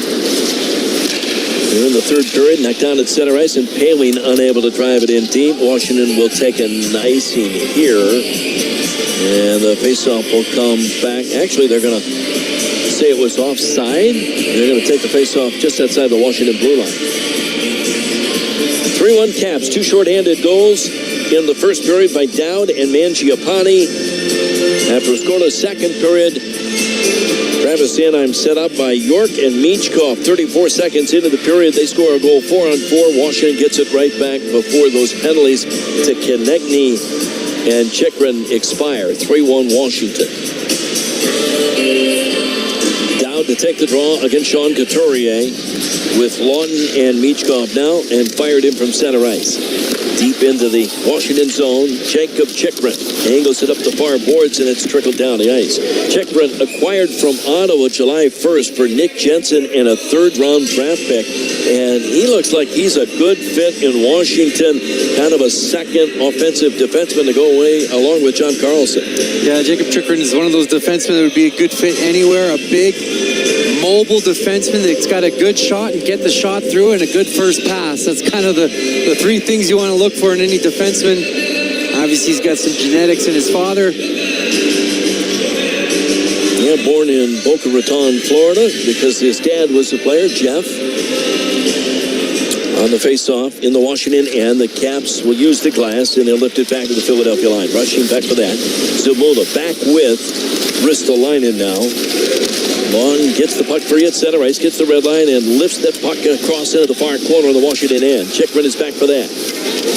And knocked the stick out of the hand of Taylor Radish, and Couturier out of the corner, unable to feed the point man. That hit a skate, and Couturier's hauled down. Jacob Chychrun, I think, has just drawn a penalty for interference, and Philadelphia will get their third power play chance. Yeah, well, this is just good work by Couturier. He fights through. Number 6, minor penalty, interference. And the interference calls because Couturier has a right to the lane to that puck, and Chychrun is nowhere in the actual play. He's coming into the play, and he gets in the way of Couturier on that breakout, so that's interference. And the ref makes the right call here. Flyers getting an opportunity on the power play at a good time of the game with 12 minutes left in the third period. We'll see what they do, especially with that second power play unit after giving up the two shorties in the first period. They'll start with the first unit. Frost, Konechny, Tippett, Michkov, and Drysdale. And this unit's got to run some plays. They got to execute the 1, 2, 3 passes and then a shot on net, or at least a play towards the net. Frost wins the faceoff cleanly. Jamie Drysdale on the near hash mark. Played it in behind the goal. Konechny let it go into the far corner. Michkov down low. Behind the goal line. Unable to get it to Owen Tippett. Washington able to skip it out. I had said to somebody after Michkov had done this several times tonight already, I'm guessing at least 80% of his shot attempts have come from below the goal line. Here's Konechny. He'll carry in. Konechny turns into the right wing corner. He'll feed it back to the line. Gets it from Drysdale. Turn top left circle. Or top right circle, and his cross-ice pass off a Washington stick. It's up and out of play. Well, Michkov, he does like to go below that goal line and even right along the goal line. That's where he does like to score goals from. But he also likes to be in that bumper position, and we've seen that with Konechny. They've connected on a few times for a goal.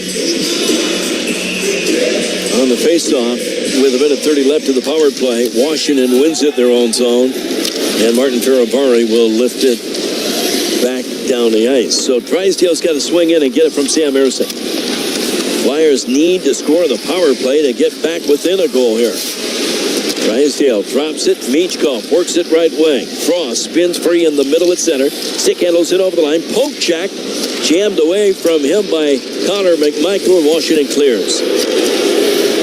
And the crowd, the Bluebirds are out again. Frost over the line. Dropped it to Michkov. He couldn't do anything with it. Right to a Washington Capital. And Washington comes up the ice short-handed again. From that left circle, shot up high. And Erson's got to make a save. So the Caps, I think, have more shots on this power play than the Flyers do. Yegor Zamula remains the quarterback of the second unit. He's out there, drop pass to Scott Lawton, who stick handles through center, got to the Washington line, unable to make a pass. Washington standing up, and they intercept and clear. So Mula from behind his own goal now, head manning. Noah Cates at center, dropped it to Lawton. Lawton cuts across the middle, stepped it over the line, gets it back from Farabee on the right wing half wall, to the point. Near side to Sanheim. Sanheim's shot was partially blocked. Washington hammers it down. Zamula goes back for that. Yegor Zamula looks up ice. Power play about to expire. Lead pass tipped in by Couturier. That'll do it. The penalty is over. Washington has killed it off. Neither of these two teams has a power play goal now. And 8 power play chances combined. Banded by Carlson left wing. Wilson chased it down. Back in front. Ovechkin pinned on a shot. And gaining control, Konechny, and he'll turn up ice. Konechny up the right side. Gets it back from Sanheim. That looked offside at the line. They said no. Look out, Washington's Wilson carrying back in. He turns and tried to spin it in front and goes for a tumble into the end boards. Philadelphia right back the other way. Hathaway in over the line. Dropped it to Konechny. Konechny stops, pulled up with a shot, and he lifts it up over the net. Sanheim trying to keep it in the zone. Can't do that. Washington clears. As Wilson gives the stick to Travis Sanheim right in front of the Washington bench. Hathaway has a word or two for Wilson. And now Philadelphia breaks out of their own zone. Owen Tippett tried speed, flipped it high into the air, but gloved down by Dylan McElrath, and Washington will take an icing here. A little bit of a push by Washington there. 2 opportunities for Alex Ovechkin that turned into nothing. And thank goodness for that. One was a fan shot, and the other one was an inerrant pass. Alex Ovechkin has 15 goals in his last 17 games against Philadelphia. 49 in his career against the Flyers. We've got Couturier with Lawton and Michkov. On this faceoff, circle to the left of the Washington net. Drysdale and Cedar out defensively. And Couturier unable to win the draw. Washington does. And off the glass over the head of Lawton. They get it to center. Drysdale banks it up the right wing, and Couturier reaches around him and got it free. Centering pass in front, and just off the stick of Lawton. He couldn't turn to get it back at the net. Jamie Drysdale hurries back into his own zone. Lawton was all alone in front there. Just couldn't handle that pass from Michkov. Michkov left wing pass. Here's Drysdale pulled up. His shot deflected in behind the goal. Couturier stumbles on the far boards. Check, but Lawton sweeps it to Michkov in behind the net. Back out in front, but no Flyer was there. And Washington to the line, but not out. Good keep in by Couturier. Turned it into the left wing corner. Back for that is Van Riemsdyk. Spins it around to the far side. The Caps gain control. They pull it free and jump to center.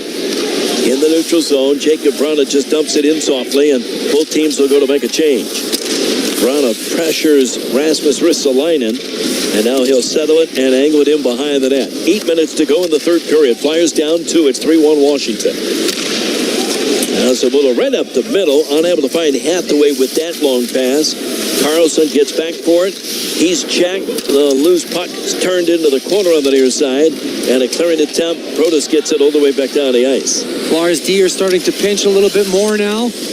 They're taking more risks and trying to generate some offense in this third period. Risto into the middle at center. Farabee left wing pass. Ryan Poehling skates in, but again tried to do it himself and can't stick handle by. Ovechkin outlets. Wrapped in wide of the net by Alexei. Protas got to the loose puck off the end boards and threw it up the side of the net. Ryan Poehling's trying to take on 3 players there, one-on-one. That rarely works. 3. Yeah.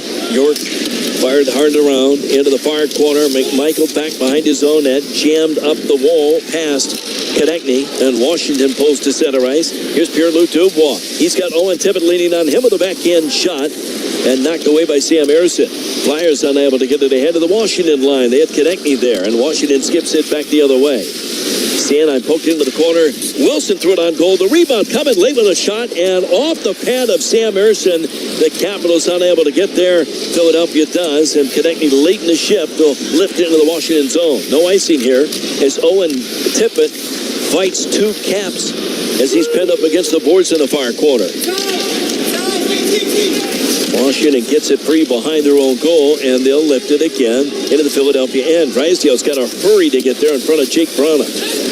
Now Jamie Drysdale stops in the corner, gets it up the wall. Lawton cleared the center, gets it back from Morgan Frost. Lawton pushes it left wing. Cedar is in. Back across and off the stick of Morgan Frost. Michkov spins it out left point. Jamie Drysdale off the glass gets it in deep. And the bouncing puck behind the net. Wrapped away by the Caps, and with a chance to clear, Duhaime pushes it out at center ice. Flyers need something quick. They're running out of time. There's only 6 minutes left. Harrison out of the net, knocked down by Duhaime. Back to the point man, and Chychrun shot, he scores. Jacob Chychrun, he's had a night, and ends up with a 4th Washington goal. And Philadelphia down 3 now with under 6 minutes left in the third. Well, Washington just hasn't changed their game plan all night. They've kind of just been getting that puck out of their zone very easily and then getting it deep and then trying to generate plays from low to high. This is a play from below the goal line out to the point. Chychrun has a great view of this shot, and he gets it all the way through. Harrison comes out to challenge a shot, and he's unable to make the save. Glove side. Chychrun scores a nice goal. Even strength goal for Jacob Chychrun. That's his second goal in a Cap uniform at 14:07. It was the 4th line that set it up. And the Caps lead it 4-1.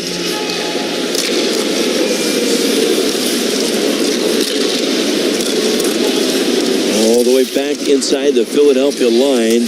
Yegor Zamula hustles back for that. In the corner. Nicked out. Check. Keeps it going, though, as Radis sends it in behind the net, and Duhaime is back there. No backhand at left point. Sam Dean's pass cross picked off. Here's Nick Delory the other way to the Washington blue line. Took the shot, glove save by Charlie Lindgren. He'll squeeze that right there, and we get a timeout on the ice. 5:24 to go here in the third period. 4-1 Washington on the Philadelphia Flyers broadcast network. This is Philadelphia Flyers hockey on 97.5 The Fanatic. Hey Flyers fans, Owen Tippett here, inviting our youngest Flyers fans to join the Flyers Learn to Play rookie program, presented by Holman. Open to boys and girls between the ages of 5 and 9. The Flyers rookie program includes head-to-toe equipment, weekly on-ice group lessons, and some great gifts. The program is available at 15 rinks throughout the greater Philadelphia region. For more information and to register, visit philadelphiaflyers.com/rookie program. Get ready for the biggest concert of the year. It's Rod Wave's Last Lap Tour. It's Rod Wave live in concert Sunday, December 1st at Wells Fargo Center. Also Moneybag Yo, Juicy, Lil Papa, and Illmatic. Tickets are on sale now at official-rodwave.com. And don't forget, the new single from Rod Wave, Fall Fast in Love, is now available on all platforms. Big Five basketball is back at Wells Fargo Center on December 7th.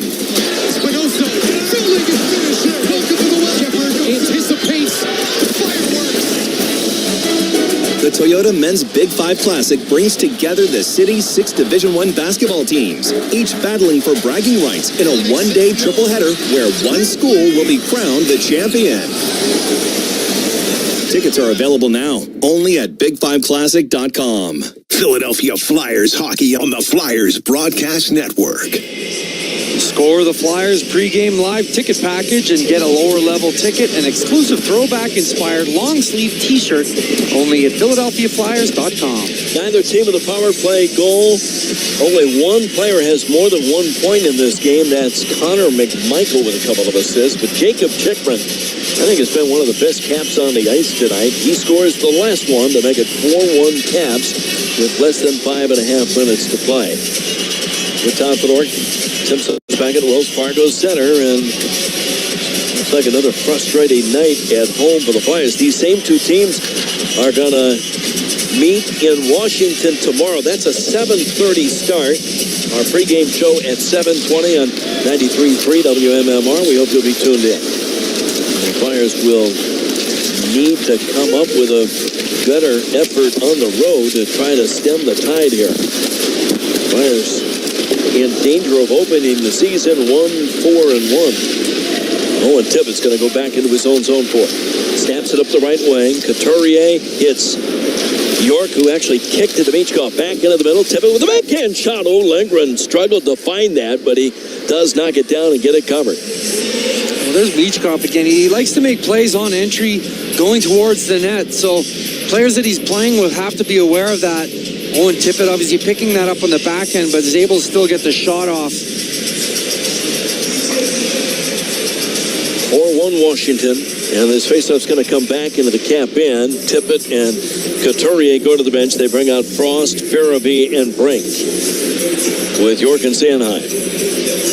Only Flyer goal scored 4-on-4. Travis Sanheim here early in the third period. On the near boards, Washington unable to clear. Here's Bobby Brink, and Brink banked it off of Trevor Van Riemsdyk, who recovers and wraps it to center. York finds Farabee on the left wing at center ice. Back across to Brink. Brink looking for skating room on the far side. Eaten up there by Jacob Chickman. Puck behind the net. The Caps take over. They'll drop it back to Chickman as the Flyers back out to change. We'll keep an eye on Sam Ersson, but with a 3-goal Washington lead, not entirely sure that Torts will even consider doing that yet. Chickman up that left side. Vrana steers it in deep, and Zamula goes back for that. Igor Zamula on the near side. Hailing into the middle. That goes off the stick of Drysdale, but Washington unable to get to it. Zamula up the near boards. Konechny curls out, but was checked and turned the puck over. Vrana's got a man going to the net and deflected just wide by Hendrix Lapierre. Here's Scott Lawton. And Lawton will lift it to the Washington line. Looking for Ryan Poehling. Konechny chases it down behind the goal. Wrapped it over to the far half boards, but the Caps tip it free. And Vrana gives it up at center. Up the right wing. Martin Ferravari going to the net. He had a man in front, but dropping to the ice to block that was Ristolainen. Well, good defensive play by Ristolainen. And Sealer actually blew a wheel in the neutral zone. Konechny unable to find a loose puck. Now he's got it again in the Washington zone. Drags and then leaves it for Noah Cates. Squeezes down the wall. Threw a check, but lost control of the puck. And the Capitals get it over to the far boards and clear. Ristolainen inside his own line. Bothered there by Tom Wilson. Wilson had 5 goals in the first 4 games of the season. Nothing tonight yet. Flyers have held Alexander Ovechkin off the score sheet, but Washington's got 4 goals and now have a comfortable 3-goal lead with less than 3 minutes to play. Back to the point, a shot got through, and again it was Jacob Chikrin, stopped by Sam Ersson.